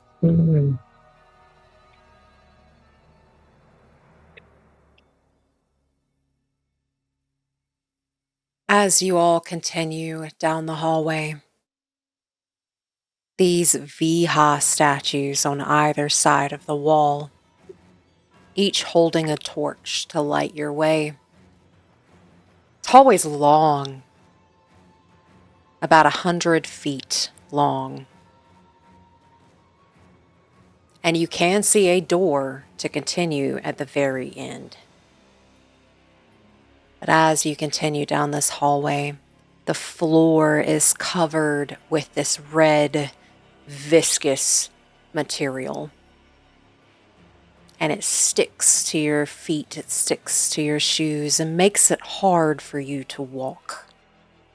And as you continue, it just gets deeper and deeper until you're about ankle deep in it.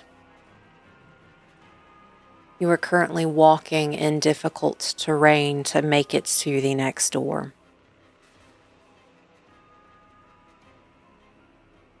And as you continue, the wall behind you lifts and closes. You cannot go back. You have one exit and one exit alone. And while you continue walking, the further you go, the gore getting deeper. As you get about 40 feet or so into this hallway, you can start to smell something every time your foot enters this viscous liquid. And it smells like gas. And you all are surrounded by fire. Elin, your foot lands on something not right as you notice the smell of gas. And the moment you recognize this, you immediately feel sharp teeth latch into your ankle, and you take 11 piercing damage, and you can't move. And as this happens, the torches lining these walls that Viha is holding, you see the statue smile, and she lets go of the torches, and behind you catches fire. And it is catching up to you and catching up to you and catching up to you. I need you all to roll initiative.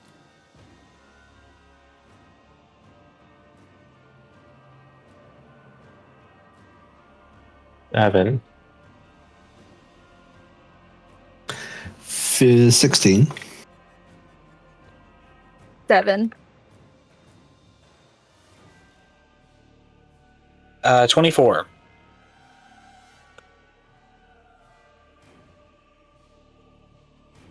13.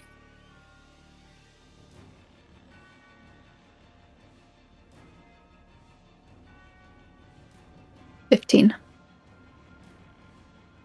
Okay. Our order is Taryn, Valas, Annie, Luck, Elin, Ziggs.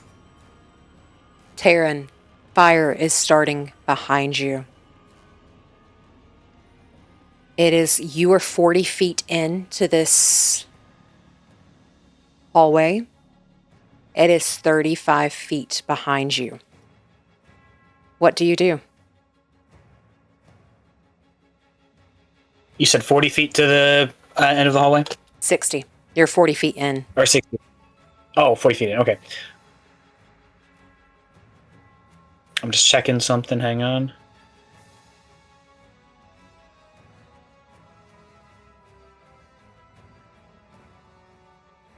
Okay. Can we... We're going to try and use our boots again just to get above this liquid. Not very far, just enough so we're not in the difficult terrain. At least that's the hope. So it's still like close to the ground, but just above it.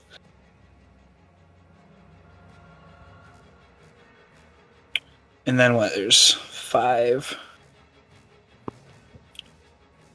And then if people are available, reaching out to grab 2 others and try and get to the end of the hallway. Annie and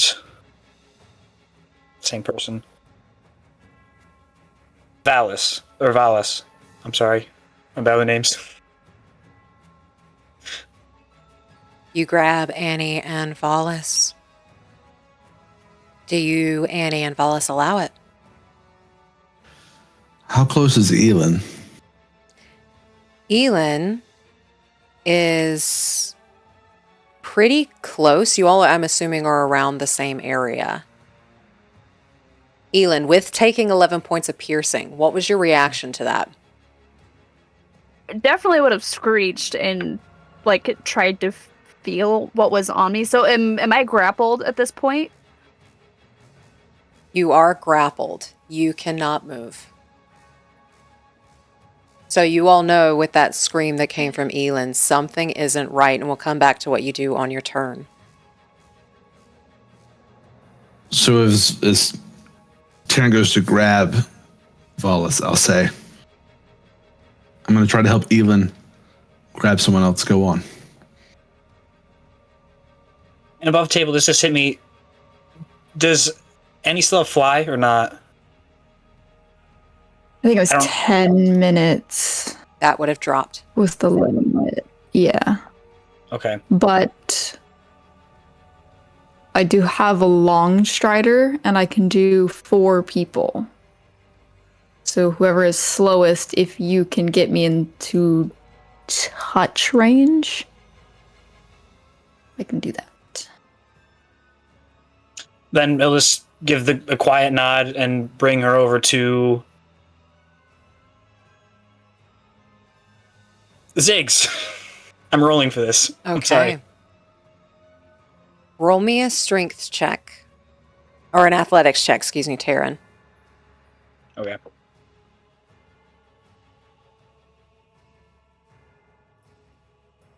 (21) 22. Okay, with higher than a 20, your movement is not limited by carrying another person. So you are able to take Annie over to Ziggs. Is that your turn?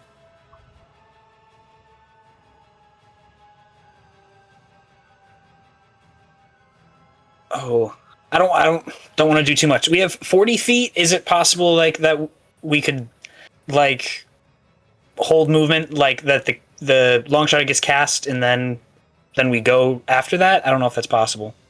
I'll allow it. And again, I don't want to do too much, but then try and grab Luck if she needs the help as well.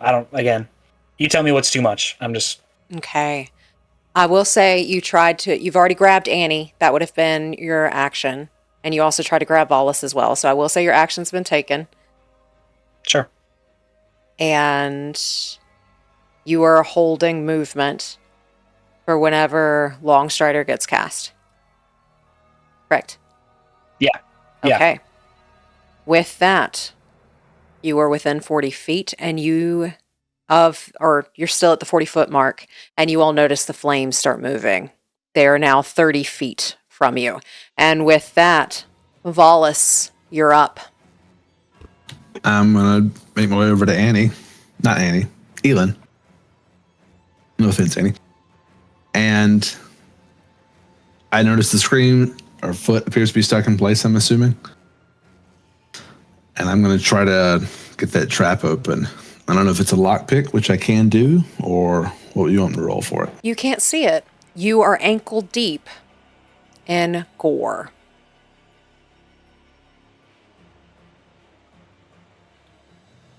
So what do you do? Well, in that case, would you allow me?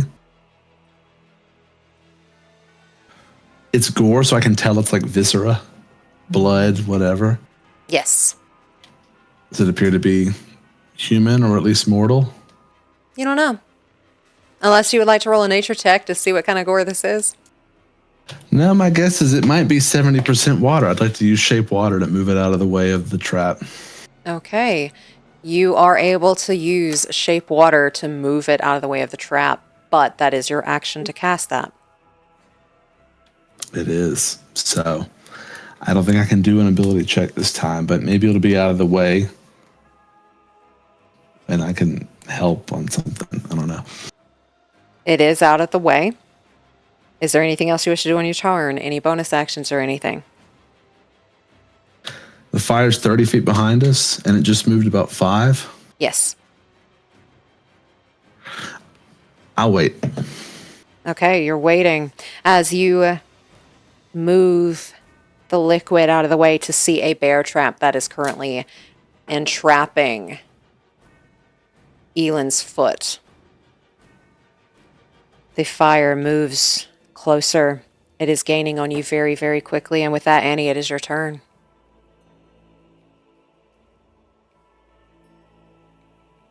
Also, is Annie in the muck, or are you still having Annie above it, Taryn? Trying to hold her above. Okay.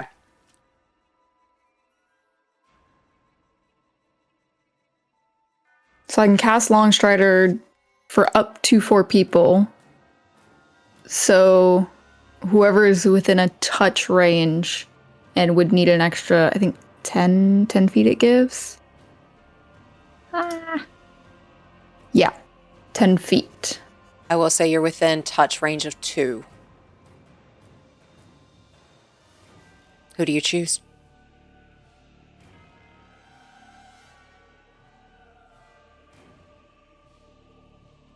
I guess I'll do Taryn. And are we next to Luck or Ziggs? You are currently next to Ziggs. Okay, so I will do Taryn and Ziggs. Okay. Taryn and Ziggs, you currently have Longstrider on. And that gives them 10 extra feet. Does it do anything else?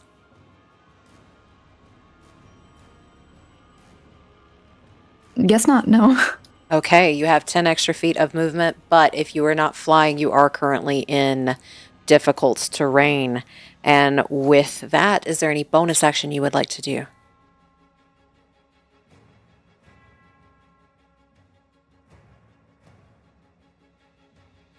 No. Okay, that has been cast. Taryn, you asked to hold your movement. What are you doing? Then we're moving 40 feet on the side that's a lot cooler than the hot side. Okay, taking Annie with you? Yeah. Alrighty.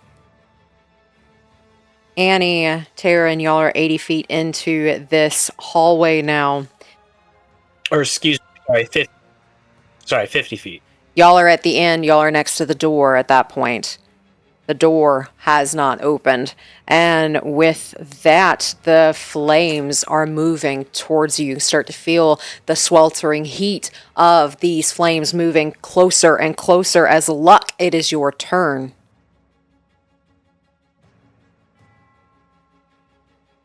Okay, I'll also.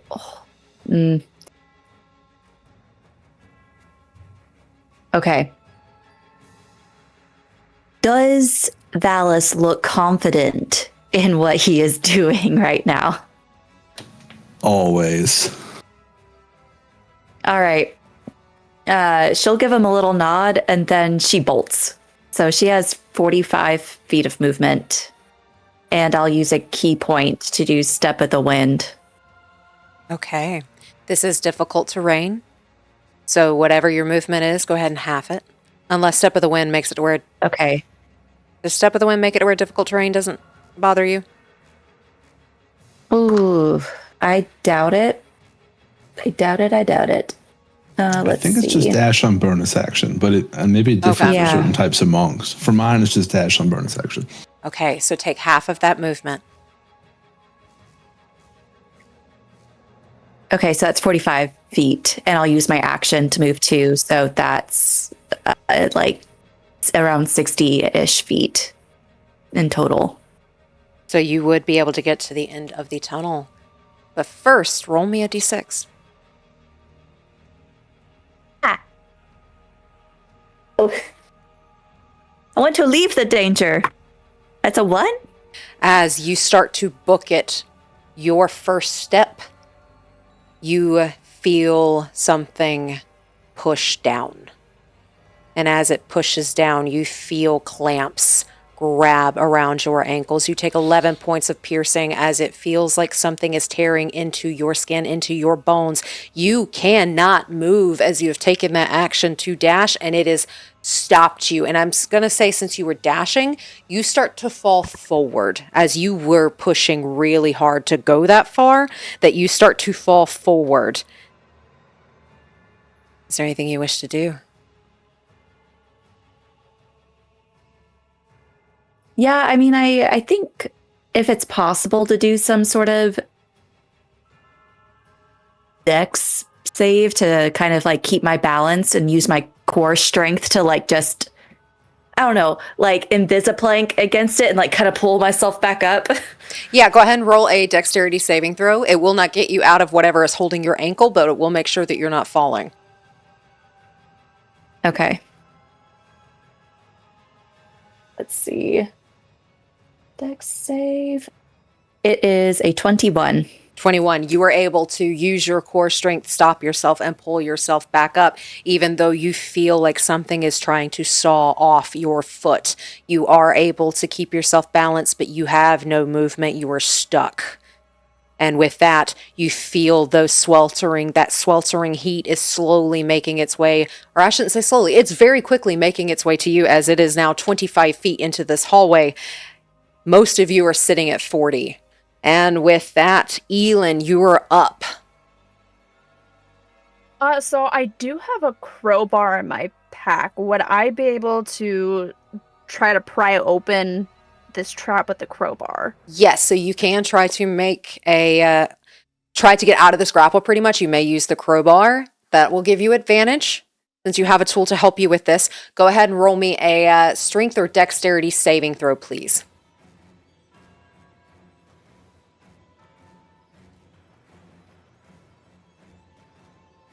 That would be a 16. With a 16, your crowbar is not helping. You feel it move as it goes to unlatch, and then it latches back on, and you take another 11 points of piercing damage as it latches back on, and it feels like it's about to rip your foot off. And with that, is there any bonus action you would like to do? Wait, was I supposed to roll with advantage on that one? You can roll with advantage on that one, yes, because you have a crowbar tool helping you. I got excited. Okay, with that... 23. With a 23, go ahead and take back that 11 points of piercing as you manage to get it open. That is your action. You are no longer grappled in this situation. That bear trap is not holding you anymore. Do you have any bonus actions you would like to do? Do you move? I don't think there's really a bonus that would do too much good for me. You do have dash as a bonus action. Ooh, could I dash to Luck? Because I know I did see that she got trapped as well, and I know it's probably the same thing. So I think I would go to her and see if I could help get that open for her as well. I will say you do not have to use a bonus action. That would take 10 feet of your movement to get to her. So you would still have a bonus action if you would like to do anything, but you are able to get to Luck. She's about 5 feet away. You are able to get over there with 10 feet of movement since this is difficult terrain. I don't think there's anything that will help. So I think that'll be my turn. You got it. Alrighty, with that, that flame moves closer. Ziggs and Valas. The heat is so strong on this fire that is making its way to you. You are within 10 feet of the flames. You take 22 points of fire damage as it starts to scorch your back. This is the goddess of rage, the goddess of wrath, and you can feel it making its way to you. And with that, it is now Zig's turn.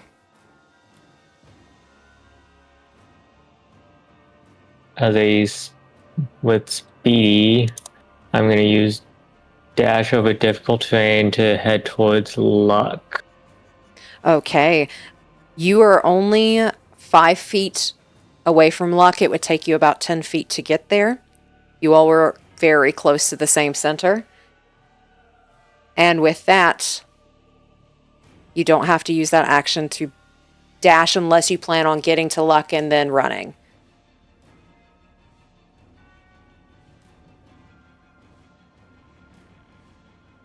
I will use that, and then am I able to see the trap that is keeping her down? You are unable to see it. It is submerged. Was your spell in action? No. It was a bonus action? Okay. You can still put your hands in this viscous liquid and try to get it off of Luck at disadvantage. A strength or a dexterity saving throw. Can I use my thieves tool to unlock the trap? Okay, if you're using thieves tools, go ahead and roll a sleight of hand plus your proficiency bonus instead. At disadvantage.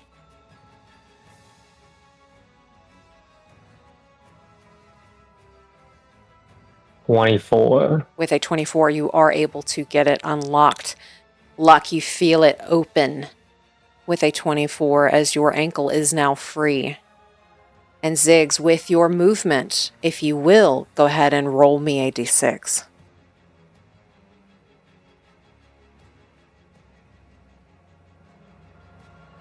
$4. Okay. You are able to get over there without any issue. Get it open with your sleight of hand. Is there anything else you do on your turn? I'm going to go ahead and book it for the door as well, or the end of the hallway. Okay, you get Luck free and you move. How much movement do you do?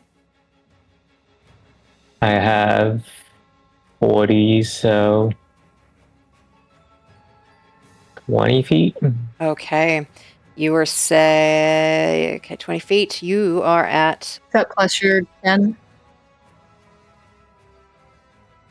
The launch strider, is that your plus 10 as well? Oh, no, that would be 30 feet then, so that'd be 25 feet. So you're 70 feet into this hallway, and as you do that, those flames move closer. And with that, Taryn, you're at the 100-foot mark right now. You're at that door. What are you doing? We'll set Annie down, and who's the furthest away back by the fire right now? Valas.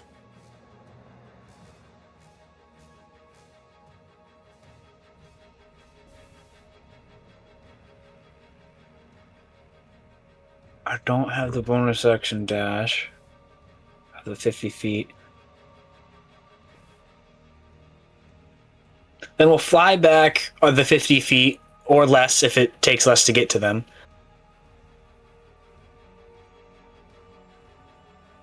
They are 50 feet would get you. You're at the 100-foot mark. You would be 10 feet away from Valas with 50 feet. Do I see Taryn looking at me like he's going to come get me? Yeah, he's just kind of like locked on, just flying over. What's along the walls again? Viha statues. Are there any flat wall surfaces at all?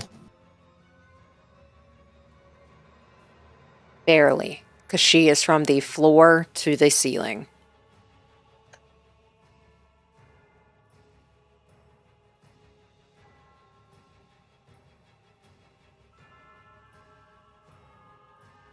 I'll just yell back,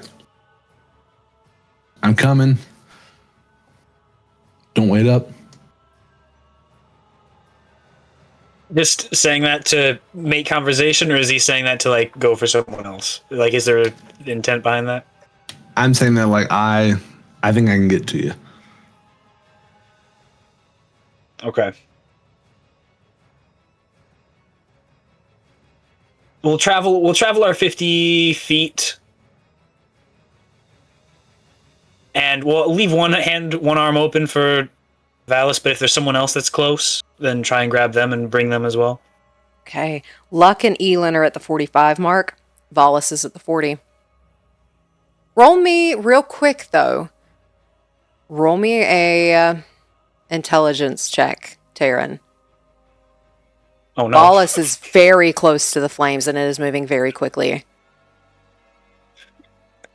I can't roll something else?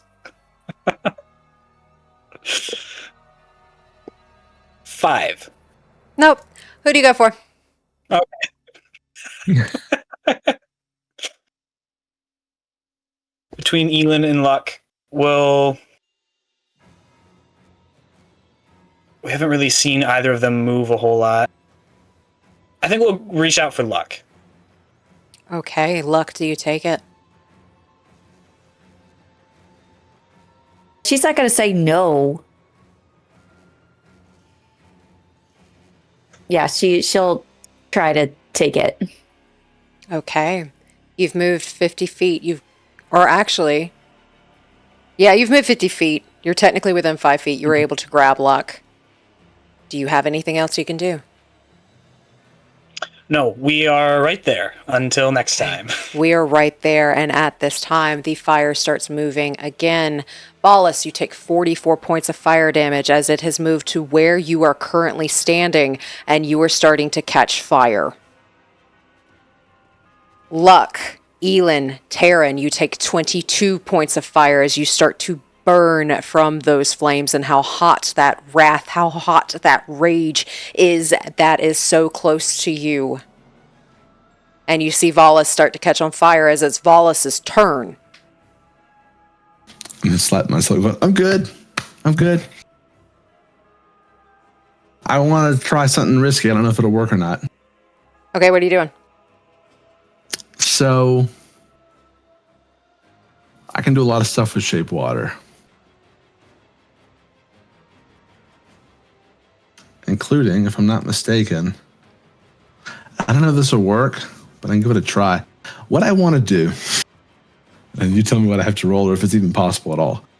I want to get a running start, and then I want to freeze lightly, because I can freeze water, a very small patch in front of me, and jump onto it and glide. Okay. As you start running, though, roll me a d6. Okay, sure. It's a 2.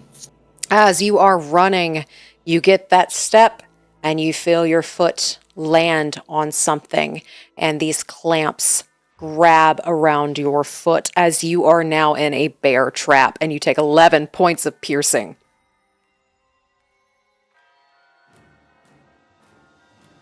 Okay, I was holding on to this, but I don't want to die.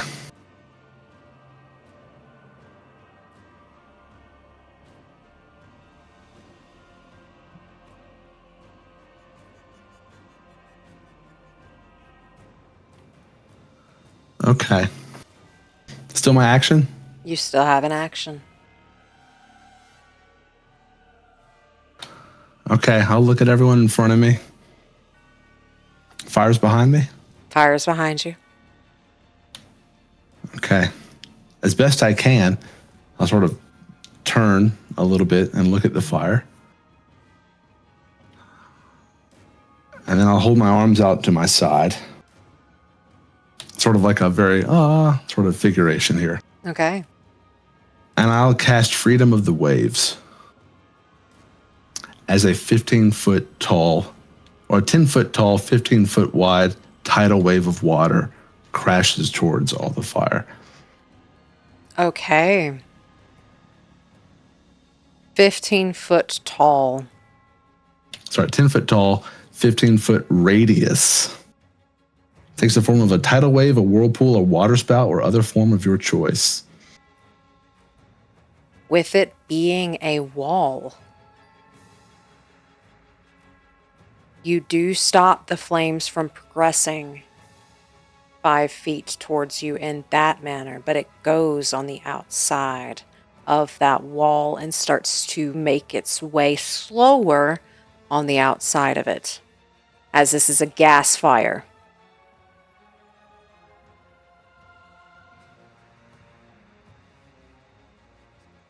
But it has slowed it.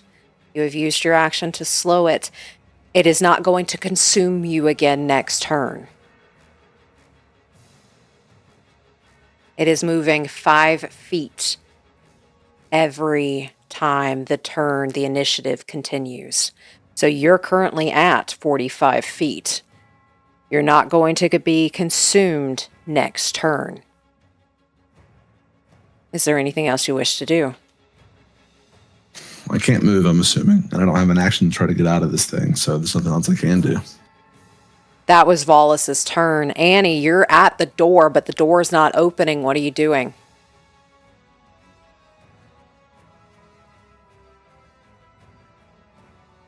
Guess I'll try to investigate the door if there's like a lever or if I can runes or something to see. Roll me an investigation check.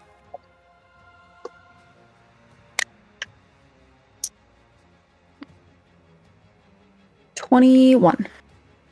With a 21, it is magically locked. It is not going to let you out until all of you are at the end or until all that are alive are at the end. Everybody alive in this room has to be at that door for it to open. Fantastic.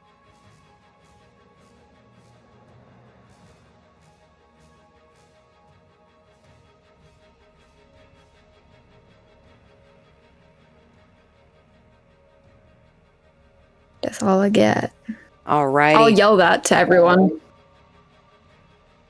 The door will only open when y'all get here. And as you yell that, the fire, it's not progressing towards Valas at the moment, but it's starting to lick around the sides and it's starting to catch again. It will start moving the next turn. With that, Luck, you're up. She's gonna try to kind of climb up Taryn's arm and kind of go onto his back. And she is gonna say, just as calm as she can, you can take more. You can take more. And she's just gonna pump you full of enhance ability for strength. And it's like you feel like a cold wind, whenever you're really sweaty, kind of envelop you, and you feel like that rejuvenation.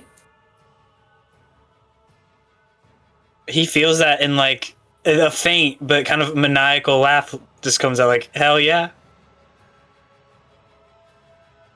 And with that, those flames are licking around the side. Valas, you will be taking damage next turn. Elin, you're up. How far away is Valas from me? Valas is very close to you. You are currently within the 45 mark, so technically all of you will be taking damage next turn. What do you do? I'm gonna go up to him and I'm gonna try to use that crowbar on his bear trap because I kind of know where it was supposed to go. I can't see it, but I could kind of envision what it looks like from when I pulled it off of myself. I'm gonna try to pry it off of him. Alrighty, you can't see it, but the crowbar would give you advantage, so give me a straight roll. And this would be strength, right?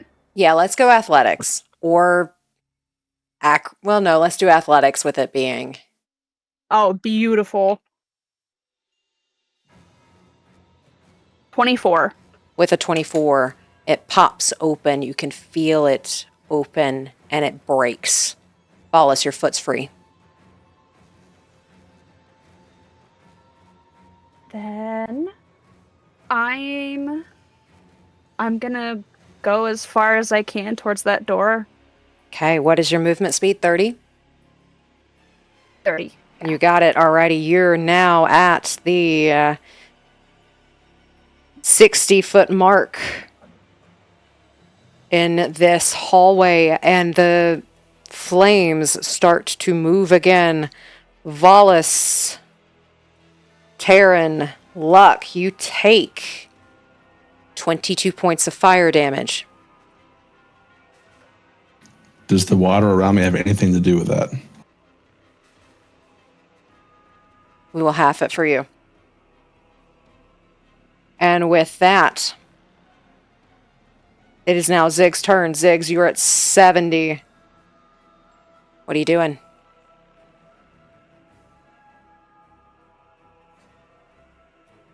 Is anybody still caught in some traps? No one's caught in a trap at the current moment.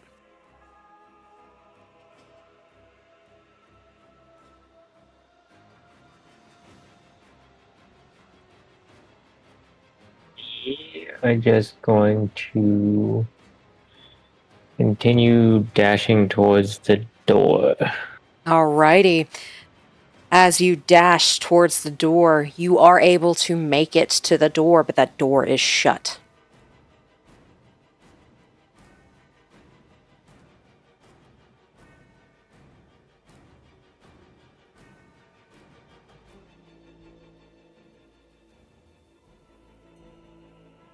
Who's the furthest from the door?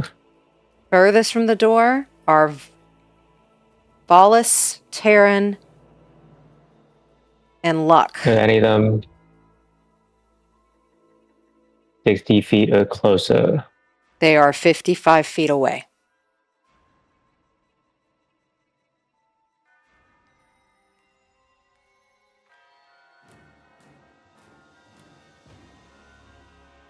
Can I use telekinesis on Luck? Luck is on Taryn's back. Can I use them on both? Does it say you can target more than one creature?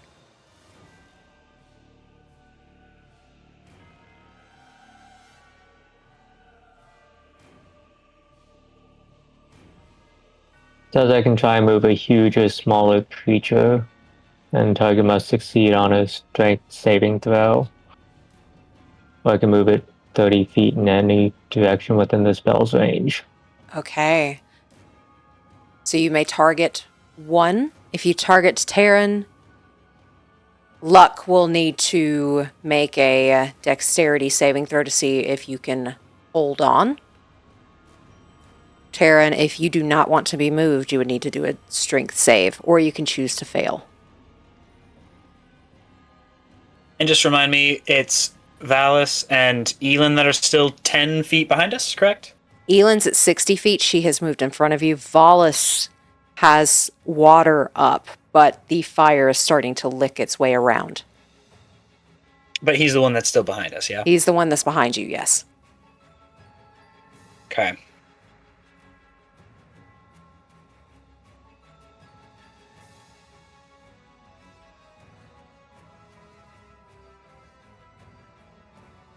I think I'll try and pick up both Taryn and Luck.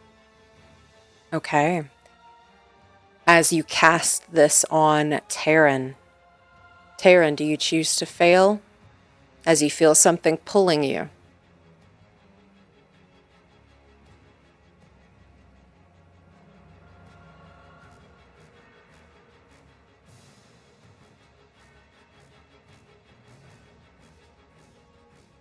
Do we both feel it at the same time? You would not, because it only works on one creature. Taryn would feel it. I'm just trying to do math in my head, which always goes so well.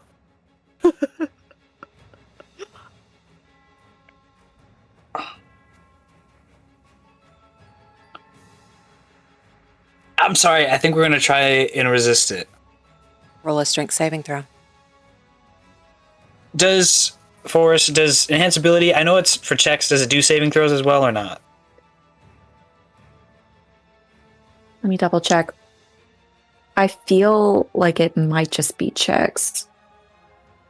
Yeah, it's just checks. Okay.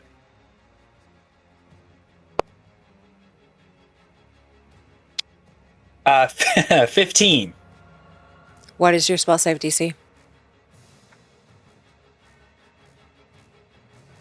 6.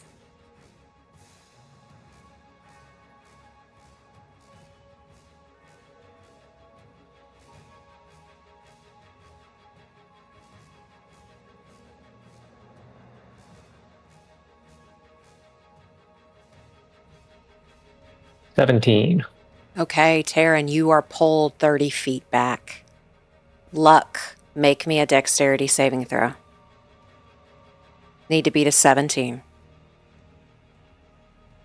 Okay, I rolled an 18 on the die. Okay, you are able to hang on to Taryn as Taryn is yanked 30 feet towards the door.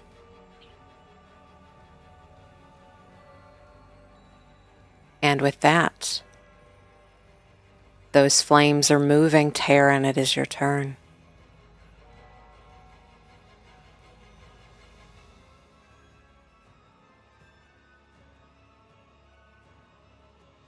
$30 so we're 20 feet, 10 feet from the door? 20? 30 feet, you were at 45. You get pulled 30 feet. You're at 75. You're 25 feet away from the door. And you are 35 feet away from Valas. Okay. Is it...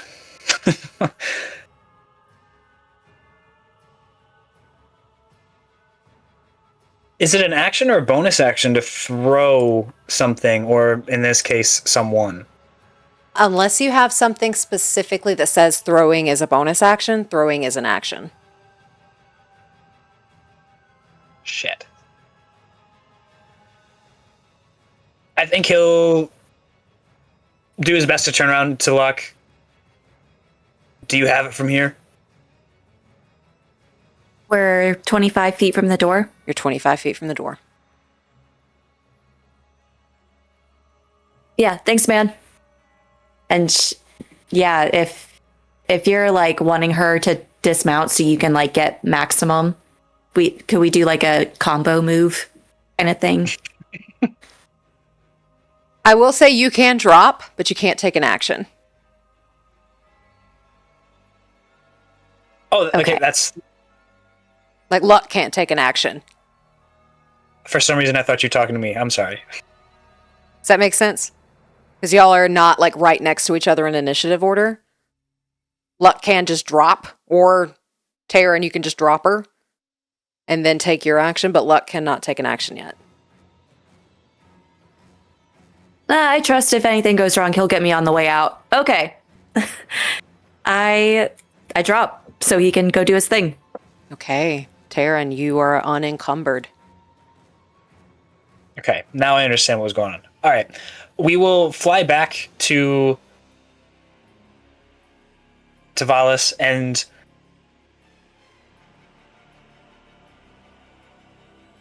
we will, because you said he was 45, so we can get there with 5 left. Mm-hmm. He's 35 away from you. Oh, 35. You would have 15 left. Okay, so yeah, okay. We'll get there. If you will allow it to hold the movement again, we're gonna then use our action to dash, but then hold that movement and just kind of hold out, like trying to put out a limb for Valas to grab. So then as soon as he does, we're booking it again. Okay, I will allow it. Valas, it's your turn. If the hand's extended, I will grab it. So then that's 65. Okay, you are now at the end of the hallway. There we go. You both are at the end of the hallway. The fire is moving. It's 55 feet into the room now, as you all see a tower of water, and this fire has just surrounded it. And with that, it is now Annie's turn.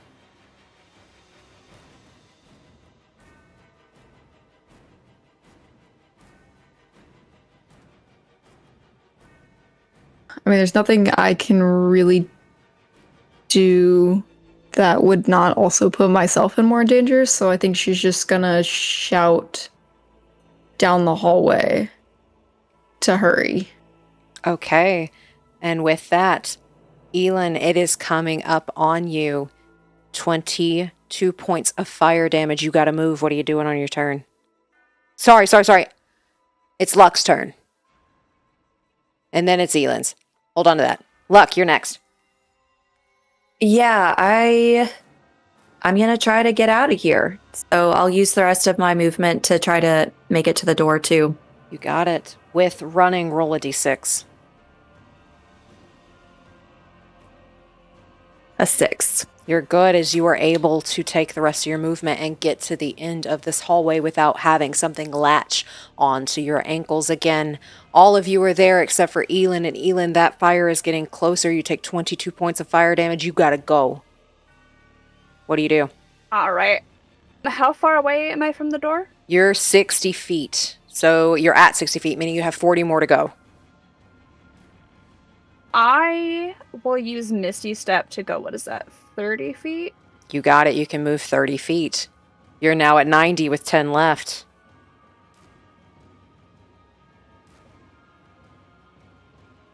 Could I keep moving? Yes, so Misty Step is a bonus action spell. You can keep moving. I would love to get to that door. Roll me a d6.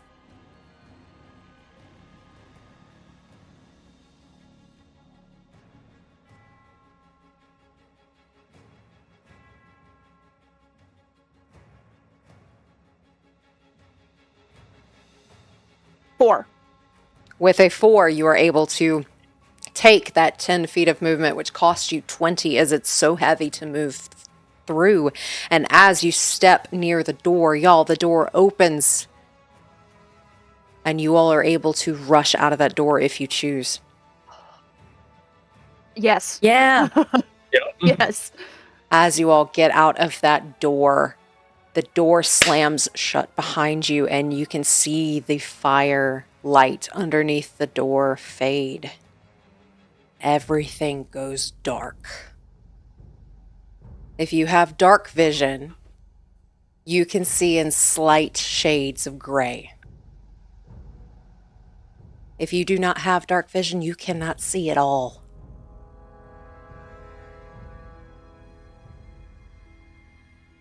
What is it that I can see in shades of gray? Roll a perception check. Can I also pump a cure wounds into myself as I give myself a little pat on the back? Second level. You may. As you smell burnt skin and cloth coming from you, as you caught fire in the last room. 24. Okay, with a 24, in shades of gray, you see, again, large statues line the walls, and they are feminine and masculine and alternate. They're each holding a sword. I got bad news, everybody. The statues this time have swords. They're statues? Are we against the idea to light something? Because I have a lantern. I'll take a few steps back. Fantastic. I have Sacred Flame. Would I be able to cast that on something, or does it have to be a creature?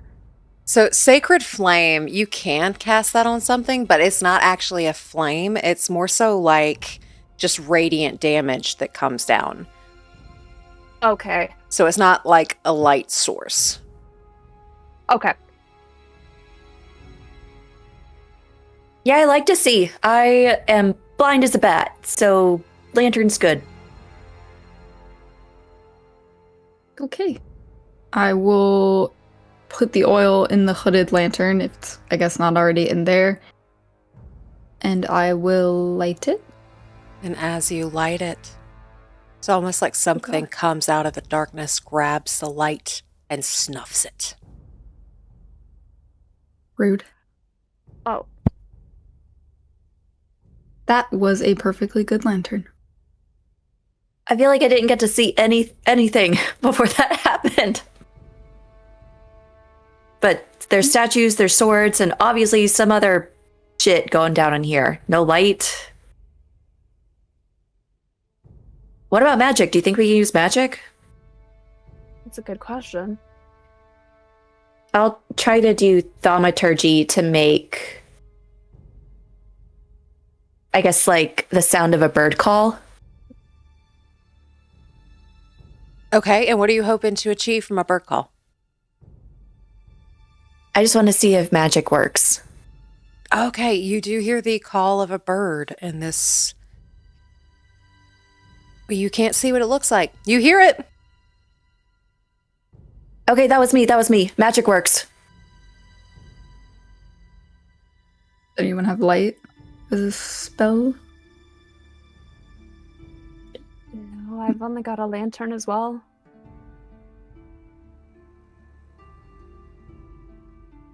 I got nothing. I don't think I do either. Do I see anything else, or do I just see that we're in another room like before, but this time with swords and stuff? You see, it's like a hallway. And those statues line that hallway with very long swords. Can I roll religion to see if I know who the statues are? You may. And again, with anybody with dark vision, you can see bits and pieces. That was a nat 1, so nat 1 with my religion is a 4. Yeah, so I think Ziggs is smart enough that you've had a god or goddess in every room so far, so this has to be one of them, but you have no idea who these are. Can I describe the statues to the rest of the group and just say that I can see statues along the wall like the last one? I cannot say that I recognize who the gods and goddesses are, but they're all holding swords. And given that the last room, they dropped all the flames, I fear that we're in for another one. If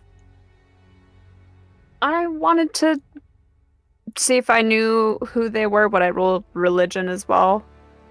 Yes, you have dark vision, correct?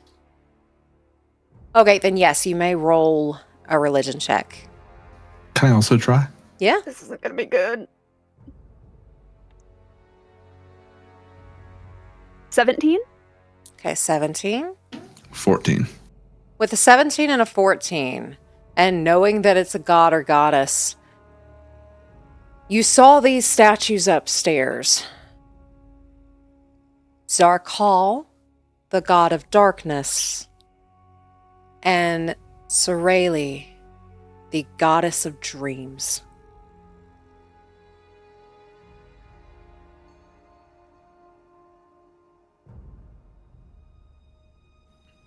I'll share that. What was her name?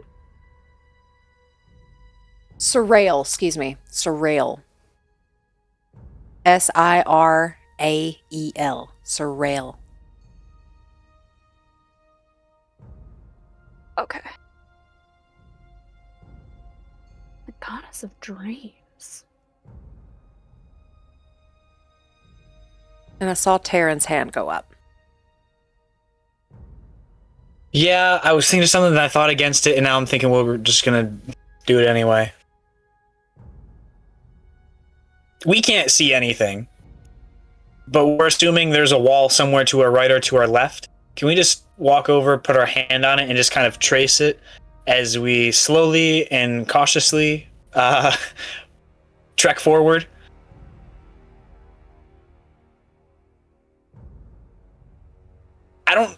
I don't know. You let me know what you'd allow. If we can just be paying attention if we hear anything in the slightest, anything that seems like it might be a little unfriendly, like take the dodge action as we're going. I don't know if you'd allow that since we're blind, but Okay. Go ahead and roll a perception check. And as you kind of skim the wall and have your hand on it and try to trace it, you have to trace the statues. They are embedded into the wall. And you do know as you are tracing the wall, the swords are real. Can I stop him if he gets close to one? Ooh. Roll me. What was your perception at disadvantage? oh, heck. 3. 3. Okay, yeah. You know the sword is real. And as you try to stop him, what are you doing? I'll just see that he's like tracing his hand, and when I see he's about to click, like he's not stopping, I will stop in front of him and then just sort of put my arm out to stop his arm from continuing. Well, was it about to hit And one of the birds? I will verbally let him know I'm there as well. I think with the hand, it'll probably like flinch and try to push it away. But after he hears the familiar voice, what? The swords are real. Okay, so what are we gonna do about that then? Well, we have 4 of us who can see and 2 of us who can't. What if we just form a little chain with the non-seeing people in the middle? I also have a rope too, so if you guys would feel safer holding on to that, it's up to you. I like that idea. Just make our way cautiously through. I'd wager the seeing eyes would know best. So Yeah.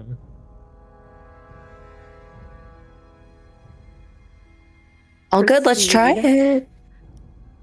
Take my potion of greater healing just in case. Yeah, go ahead. If we're not in combat, do I have to roll for what I would get back or just take? So I would consider it like an action because you're not in combat, so you get the full amount.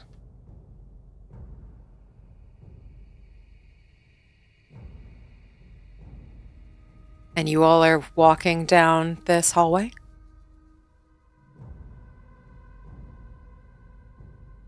Yes. Yeah. yes. As long as we determine like what the order is. I'm one of the seers.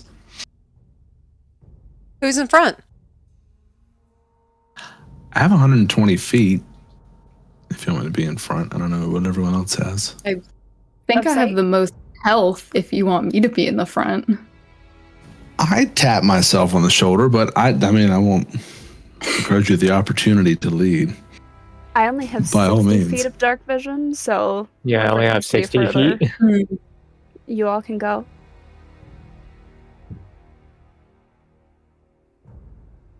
I guess we can do Valas since he can see farthest, and then I can be second. Health? Okay.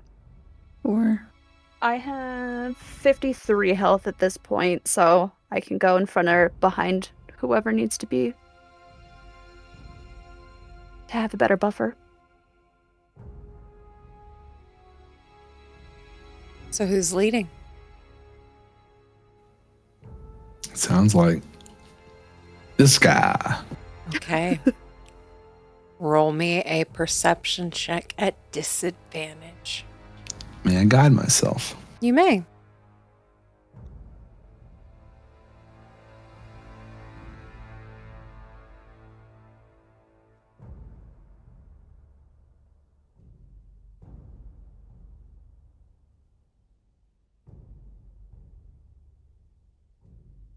$17. Okay. What was that? What was that wince? Hey, what was that wince? Annie, roll me a dexterity saving throw. okay. 16. Okay. You feel something tighten against your skin as you are walking through an extremely thin, translucent veil. You all hear the sound of metal against metal, and sparks begin to fly, and you can see for just a moment as you see these statues that line the wall have taken their hands behind their backs and are swinging down on you. What was that dexterity saving throw again? 16. Okay. I also need everybody else to make dexterity saving throws as well, as they all are swinging. 24. 19. 29. 13.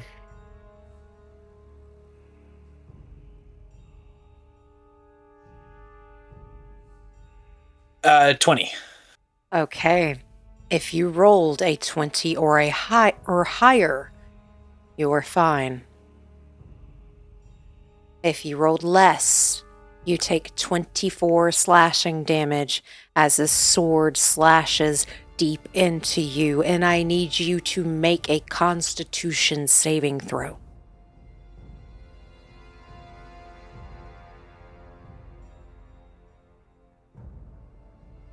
$15. 22. 11. Ziggs and Annie, you take an additional 21 points of poison damage.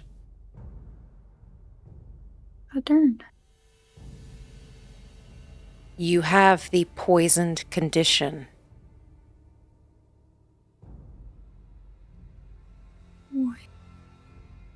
Ziggs, you hear Zags crying in pain, and it sounds like it is in front of you.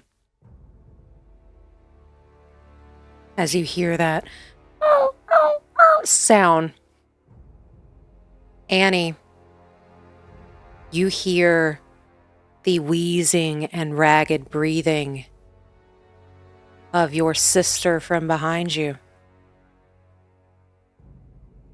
Annie, I don't feel so good. Oh no.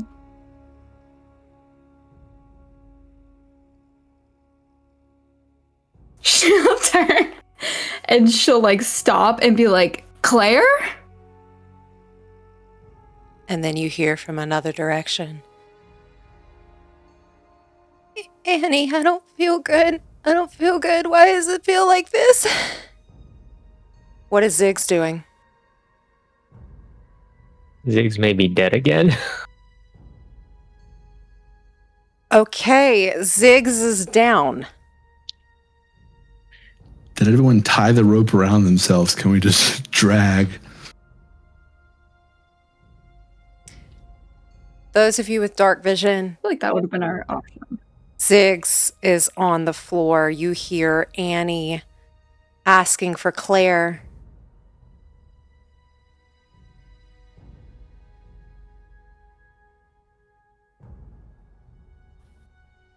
Little guy's down. Annie, are you okay?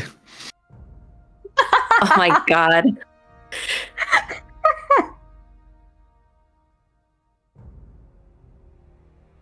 She'll be like sort of turning in place as she hears her sister's voice from like different areas. And she'll just be like, Claire's here, like somewhere. Why is she here?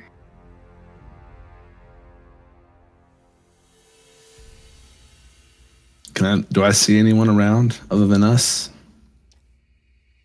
No.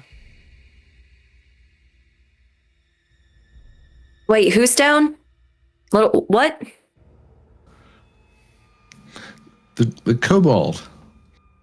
Ziggs. Oh, all right. Somebody guide me to him. This is a touch spell. I think I'm probably closer than anybody else, so I'll grab your hand and pull you to him. All right, and I'll give you a cure wounds. I'll do a 3rd level.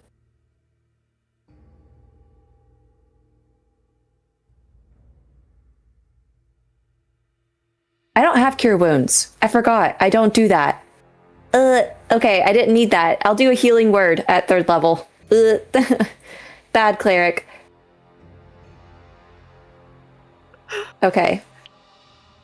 Healing word 64 plus 5.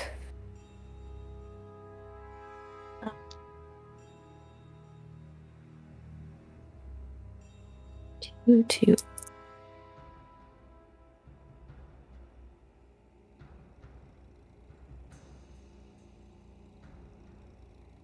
Okay, you get 19 points back. And as you get that 19 points back, you hear Zags crying like he's been hurt.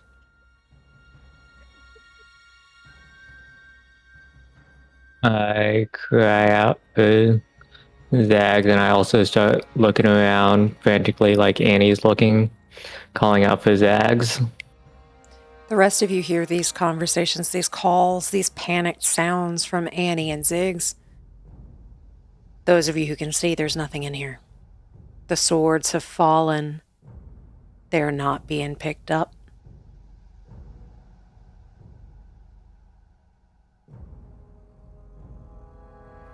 I'm just going to call out then, since I can see, and say, there's no one in here but us. I don't know what's doing it, but guard your minds, guard your vision. There's no one in here but us.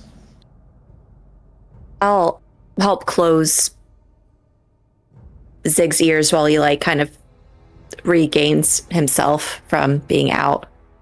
If he's hearing something based on what Valas just said. And as you feel ear or hands cover your ears, even though you shouldn't be able to hear it, you still do. Could I investigate the swords to see what I can learn about them? Roll at disadvantage.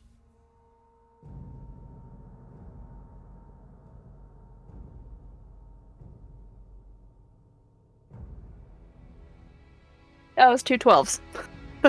They're sharp, they're heavy, they're long. They're too heavy for you to carry.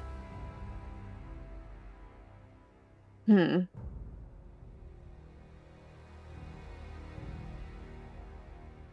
really not seeing anything special about these swords. They're just big and heavy. I don't know what kind of spell it put them under. And as a few moments pass, the magical torches on the walls start to light, one by one. You see the god of darkness and you see the goddess of dreams and the door at the end of the hallway. Do I smell anything? Roll me a perception check. And this is smell, and the lights are on. I smell better with the lights on. 19. With a 19, you smell something slightly foul. As you smell better with the lights off. But not gas, not like the last room. No, this isn't gas at all. That methane smell, that gassy smell is not in this room. And with a 19, it's stronger on the swords, towards the ground. What does it smell like? Putrid. Putrid. I have the ability as a monk. At the end of a turn, I can cure myself of poison if I have the status. Would you let me sort of shape that into being able to recognize something of that nature? Roll me a medicine check.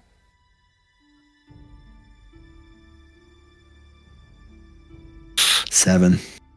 You can't pick up on the fact that they may be poisoned. You know poison's in this room. But it's not showing any signs that they are poisoned. Like, they're not frothing at the mouth. They're not feeling sick. They're hearing things. Seeing things. Poison doesn't typically do that. Since the lights are on, I'm just going to call out. See, there's no one else in here. There's the door. We can keep moving. Annie, in the corner of your vision, you see your sister run a different direction. Ziggs, you see Zags running through the door.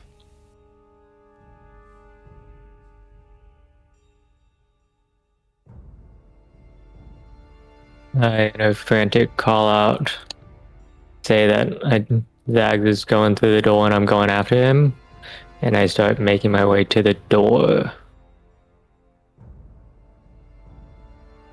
No, buddy. Hey, zig. I'll try to hold him in place. The lights are on, but you're still not seeing right. And the door Ziggs is heading towards, or was heading towards, is the only door open in here. It's the only door available in here.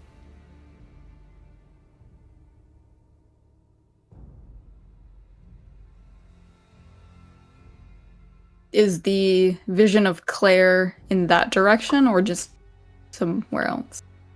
It's like at the corner of your eye. Every time you turn one way, you see in the corner of your eye.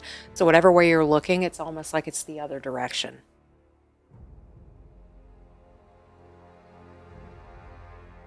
She'll sort of turn in place a few times and then I guess call out and be like, "God's damn, Claire." And then she's gonna start I guess checking around, moving to the sides, trying to find where she might be hiding. And every time you move somewhere, you see it out of the corner of your eye. It's never fully in front of you. She's always in the corner, always out of reach.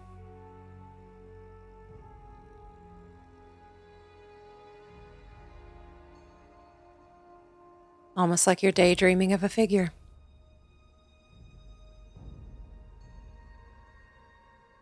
I know we only have one way out of this regardless, but are we sure we want to be trusting what we're seeing now?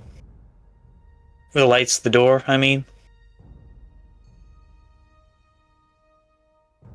I don't. It was the goddess of dreams. Dreams are not real. They mess with your mind. with your memory.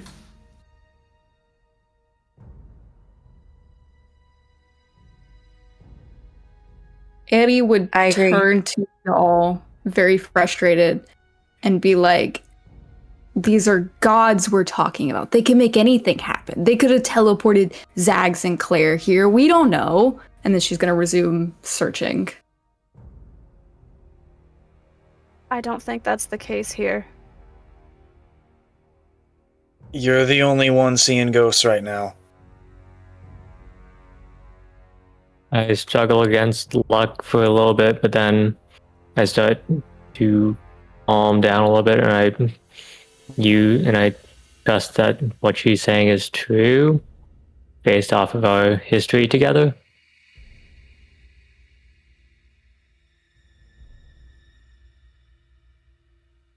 Valas. Seems that Annie's not convinced. Is that accurate? I mean, I guess not. No. Can I use cantrip called Elementalism? Beckon Earth. You create a thin shroud of dust or sand that covers the surface in a 5-foot area, and you can cause a single word to appear in your handwriting. 30 feet in front of us towards the door, I will write the word Annie.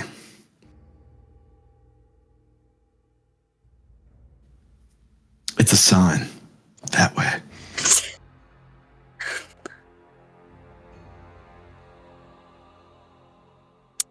Annie will like look exasperated, and she's like, okay, the coughing has gotten too far. She's back to writing things down because she can't speak. It's too dusty in here. She shouldn't be in here anyway. And then she's gonna walk toward the direction of where he wrote the words. Okay. Are we all making our way to the next door? Yes, I'm gonna try to go as close behind her as possible so that she doesn't try to backtrack on us and run the opposite way. I think Taryn will lag behind as best he can, and when Annie starts to walk away, like he'll reach out to kind of grab her how she did to him earlier, but then just pull his hand back, just letting her do what she wants to do.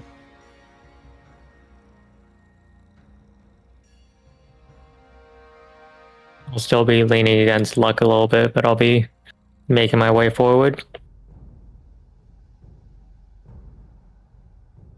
Yeah, the other two who expressed reservation, she looks to both of you like, I don't trust it.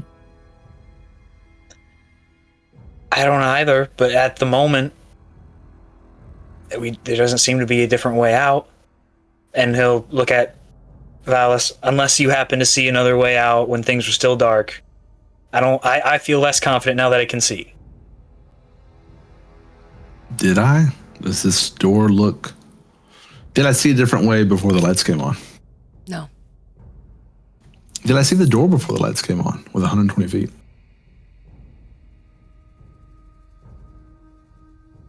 You would have seen the outline of it. This hallway is shorter.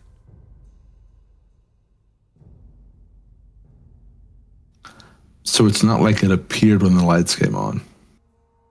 No. That's the bit I'll share. The door was there before the lights came on. So I don't think it's part of an illusion, but I'll go first. These are trials. This trial is dodge a sword and you pass. They just tried to burn us alive in the last one. That seems pretty easy relative to what we've had in the past. Well, the last one was wrath, and fire's a pretty good symbol of that. This one's darkness and dreams. We made it far enough to overcome the darkness. Sounds like a couple of us are struggling with dreams. That might be it.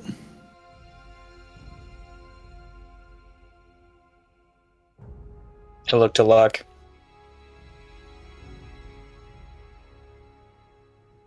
Yeah, I guess if we're wrong, we're wrong. But if you saw the outline of the door beforehand, maybe this was just the worst of it. Maybe I got nothing to dream about. I don't know. Yeah, there's not really a positive wrath, but there can be good dreams. So maybe this isn't supposed to be terrible. That's the only way out that we've seen so far, so it's really the only option regardless, if we trust it or not. Have to keep pushing. Roll me history checks. All of us? 4 of you. The ones asking about dreams and questioning dreams. So the 2 that are poisoned, don't roll a history check. Can I guide myself? You may.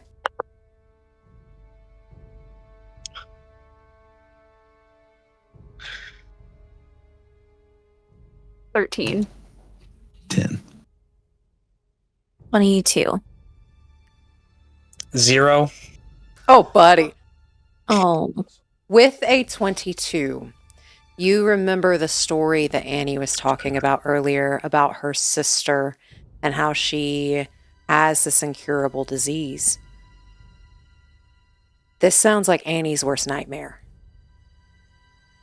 And you know Ziggs loves Zags more than anything. Whatever happened in this room, 2 of you were experiencing a nightmare.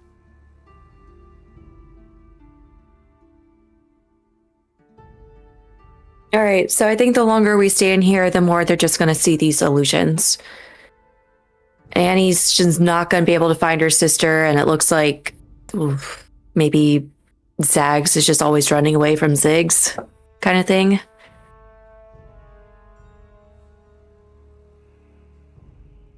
Possible if we go through the door, the nightmare ends. We have to try.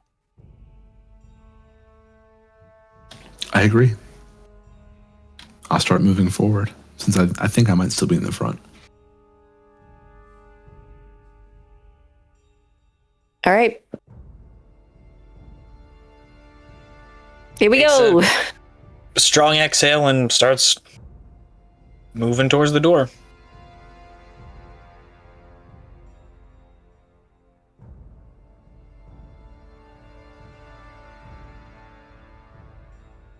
As you all go into the next room and cross the doorway, Ziggs, Annie, you are still poisoned. Out of the corner of your eye, you can still see shadows, but they're not taking shape in this room. You do not hear Claire, you do not hear Zags, but you still see shadows, like something is coming from behind you. Until this poisoned effect ends in 24 hours, that is what you will see.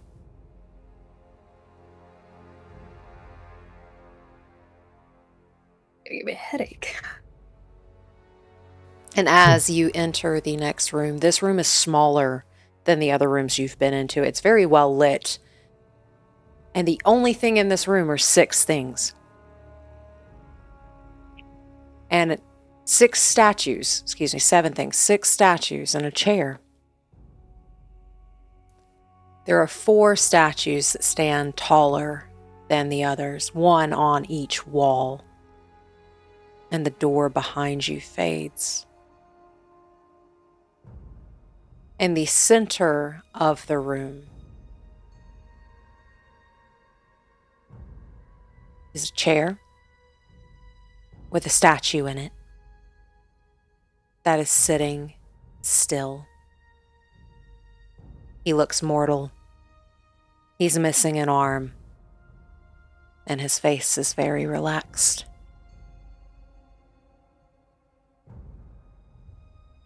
You see the door you're supposed to go into next is actually between the legs of a statue towering over it. And the final statue is that of an eyeball that is staring at the person in the chair who is directly in front of the door. So 4 statues, 1 on each wall, that are taller than the rest. A chair with a mortal sitting in it with an arm missing in the center. And a giant eyeball that is held from the ceiling that is staring directly at the person in the chair who is in between the chair and the wall. So the door's on the far side of the room, on the other side of the statue sitting there? Yes. And the eye's above that door? So if y'all are, we're going to say y'all are at the door. Directly in front of you is an eye hanging from the ceiling. That eye is staring at the chair and the statue sitting in the chair. And then directly behind that is the door. Almost like a straight line. So the eye's not in the middle. It's like between us and the statue. Yes. Which arm is missing? His left. Oof. I don't know about y'all. I'm left-handed. I'd be worthless.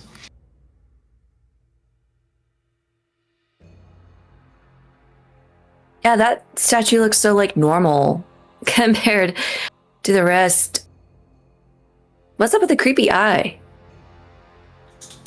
I don't Like know. the looks of it.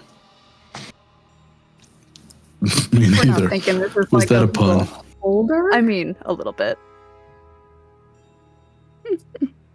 Roll me a perception check or religion if you would like. Ooh, okay. Oop. Same information, just higher roll, or? Perception, well, they offer different things. Okay. Can I guide myself? 10. 18 for religion. Okay, 18 for religion. 16 perception. And for perception. And mine was perception too.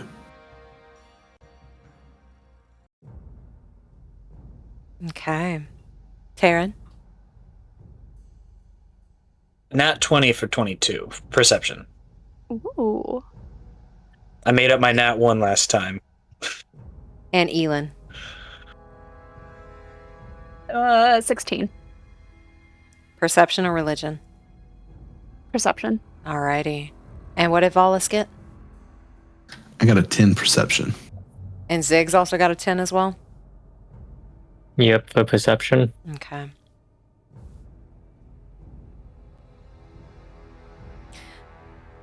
Luck, we're going to start with you. With an 18 religion, the 4 statues on the walls. The one you're standing next to is Vorthis, the god of order. The one on the wall to your right is Necrosix, the god of death. The one on the left is Talnora, the goddess of luck. And the one directly in front of you is Skaloth, the god of war. And between his legs is the door you need to go into. With a 16 perception, 10, y'all are kind of just stuck on that eyeball. With a 16 perception, near the feminine statue, there is a hole in the wall. With a natural 20 perception, the eye hanging from the ceiling is very special. You may have fought one of these once, twice. They're rare. It's a beholder's eye. And you see on that mortal sitting in that chair a key hanging around that person's neck. And the door behind you, or not behind you, in front of you, behind that chair needs a key.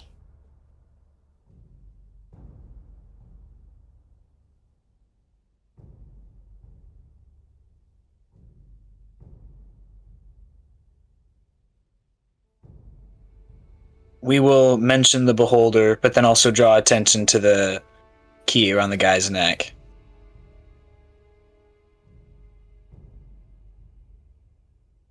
I can't. Do beholders have devil sight? Or no? Roll a history check. But also, this is just the eye, not a beholder body, just the eye. Oh, just the... Okay. Right. The eye of the beholder. 16. I do not think they have devil sight.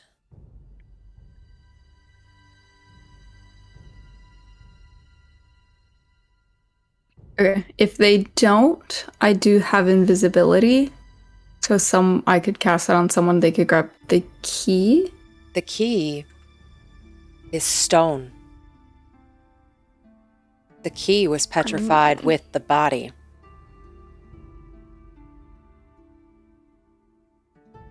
Could we cover the eyeball?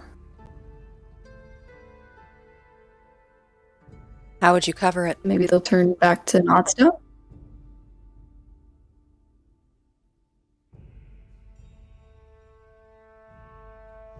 How big Wait a is the second. eyeball? Oh, go ahead. Yeah, look at it real good. No, you're good. Can I tell people are looking at it real good? Whoever's looking at it the goodest, I'm going to guide. They do not have double sight. I double checked and pulled up the D&D Beyond stat sheet. They do not have double sight. Who is looking at this beholder eye real good? The goodest. Me still, apparently. I mean, we're looking at it, but I don't Staring know at how it, well. dumbfounded. Yeah, so if anyone's looking at it real good, yeah, okay. Look at it real good there, dude. While they're looking at it real good, can I investigate that hole in the wall? Yeah. Go ahead and roll investigation. And who is looking at this eye and what are you looking at? What are you looking for? Because I heard we were covering it up and now we're looking at it. What are we doing? I'm going to be honest. I was just saying I was looking at it for the bit. I'm not looking for anything. happening. Yeah, I think I'm still just staring at this eye, dumbfounded. I just said look at it real good because I interrupted and panicked. Oh. I just want to guide someone. How good am I looking at this hole for 17? It's a hole in the wall. You cannot see anything inside of the hole. It's dark. Do I notice Elin not looking at the eye and walking over to the hole instead? This is a very small room, so yes. I go pat her on the back and say, "What do you see?" As I guide her. Roll a d4.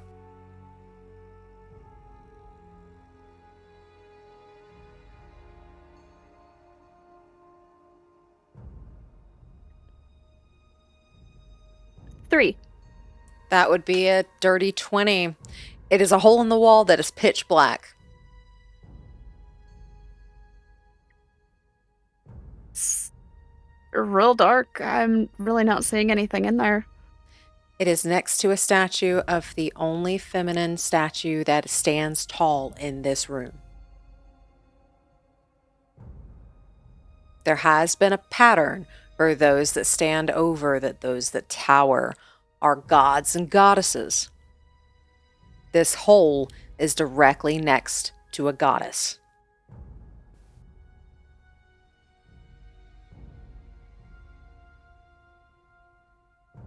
How big is the hole? Big enough to put your hand in.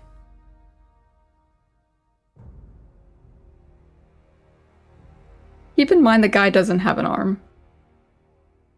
Oh, Yeah. Oh, that's so true. She's luck. That's the goddess of luck. So you probably got like a 50-50 chance. If you want to like. You are a woman. it is a man in the center, isn't That's it? true. And someone once told me I don't know the difference between my ass and the hole in the wall. So this is all you. I like to think I know the difference between my ass and a hole in the wall, so I will stick my hand in there. Roll me a d20.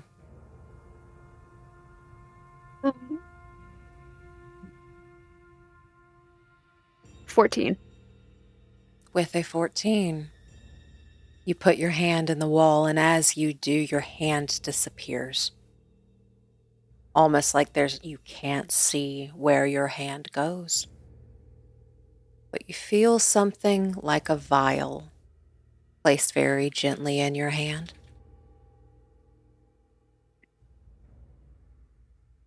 I'll pull my hand out and take a look if I can see anything. As you pull your hand out, you come back with a potion of greater healing. Oh.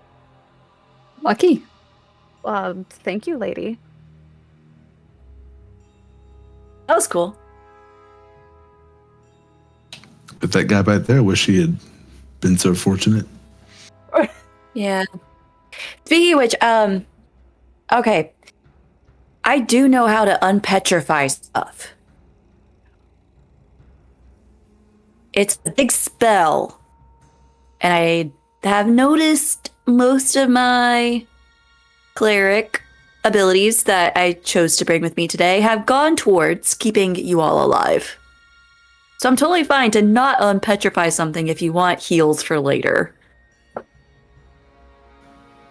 Why don't we try covering the eye first, and then if that doesn't work, Yeah, let's have that be our Maybe. last resort. Okay. yeah. That's a good point. Should I stick my hand in the hole? Your name is Locke. Your name is Locke. Maybe before we leave. It looked like a good time. Okay.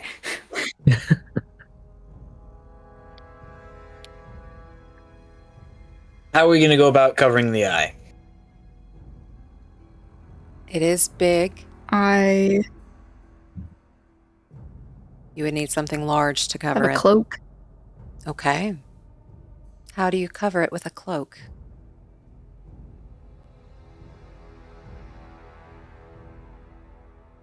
So it's the cloak of many fashions, so I'm gonna make it like wool and like black, so you can't see through it. And I'll like go up behind the eye and sort of drape it over from behind, Okay. if I can. As you drape it over the eye,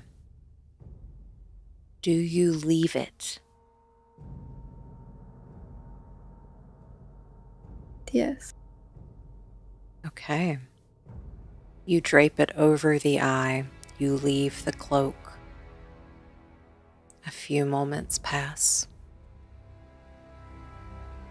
And rock starts to crumble. And you smell old wounds as the person in the chair falls out of it.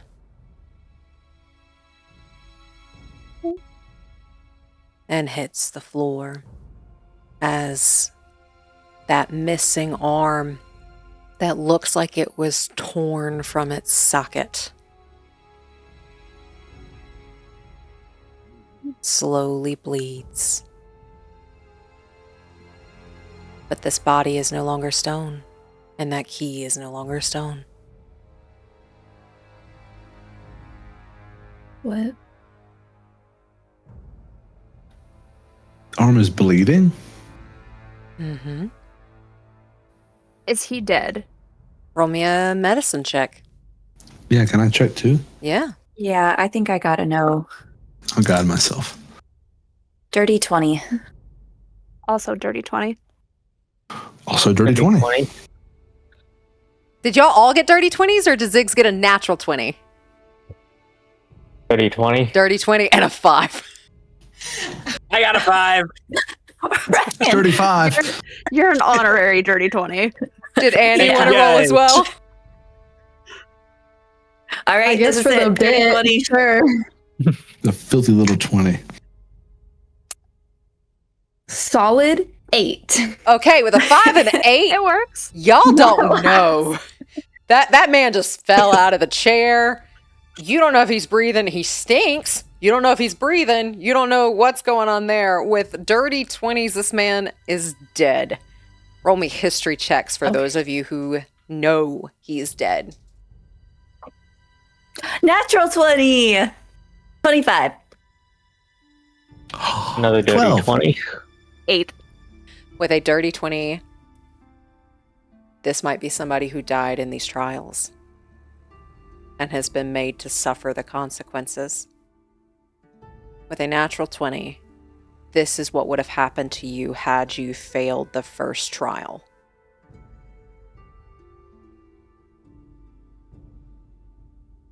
Oh. She just mutters like, shit, under her breath. And then snaps out of it. Should we get the key? Yeah.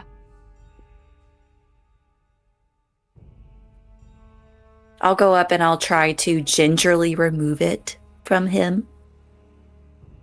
You are able to gingerly move the key and take it from him. And then I'll turn around to the god of death. And she does a little tap on her medallion. And Luck just looks at this god and says, I hope you welcomed her. And will make it her way towards the door. Okay, you make your way towards the door. That statue does nothing.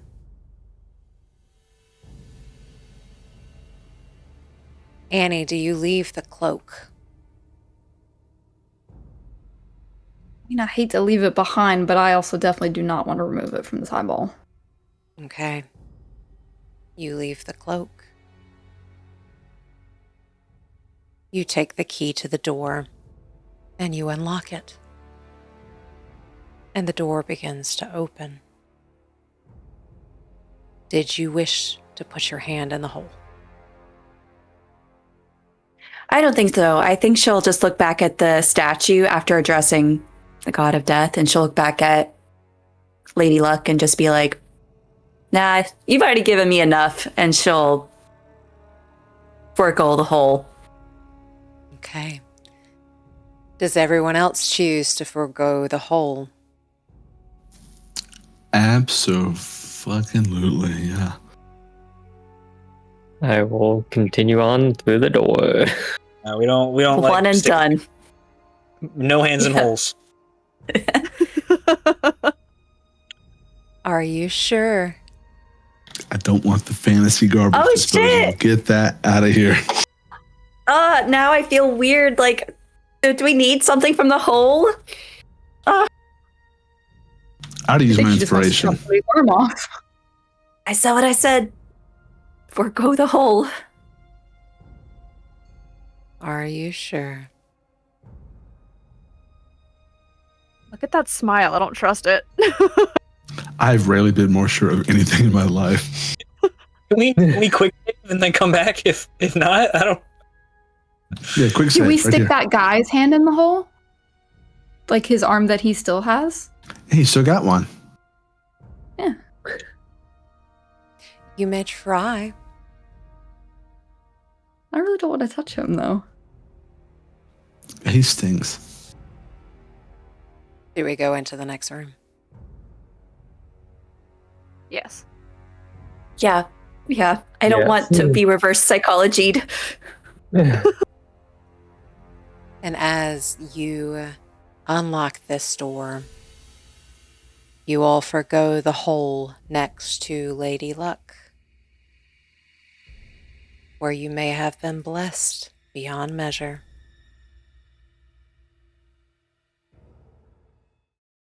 And you walk through and the door closes behind you.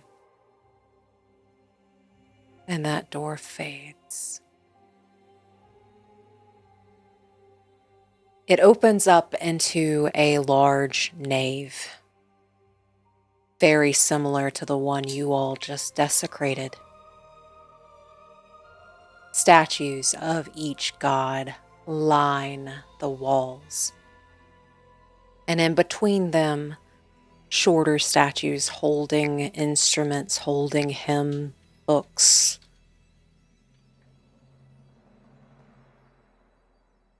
There are no pews in this nave, but there is a large and elegant red carpet that goes from where you are standing all the way down the center of the room until it meets a throne. And sitting on that throne is a suit of armor holding a sword, wider and taller than each of you.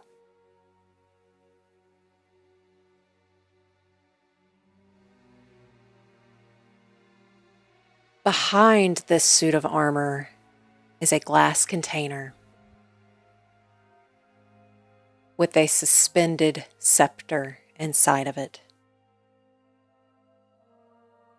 This scepter is black with cracks that are made of gold embedded in it. And there are jewels put into the top that is this round globe shape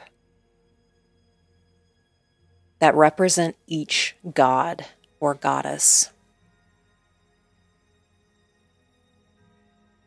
And as you get further into the room, you start to hear the swelling of war drums. As luck, you know you just walked underneath the god of war's feet.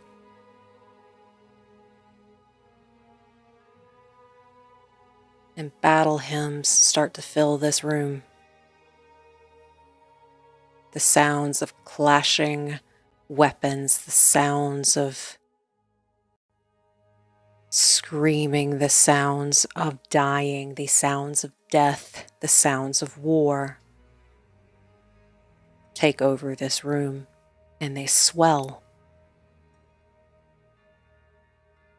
You start to hear the sound of weighted movement, the clunking of plate mail. As you walk into this room, the statue sitting on the throne, the stone begins to crumble as you watch it hit the floor in chunks and pieces. The knight sitting on that throne places their sword in front of them, blocks them completely from view, and they begin to stand up.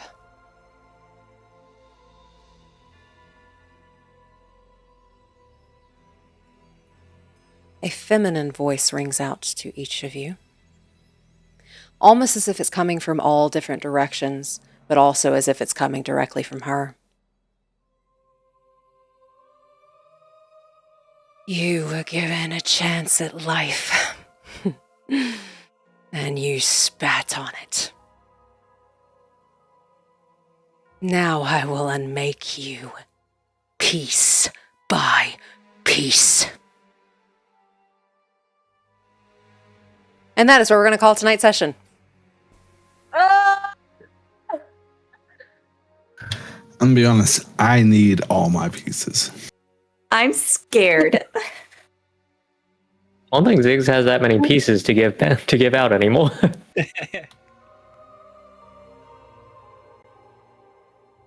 Thank you so much for watching Session 2 of our Nightfall mini-series, Locatum Umbra. If you're excited for Session 3, our finale, please make sure to like, subscribe, and ring that bell that we get notified when the next session comes out.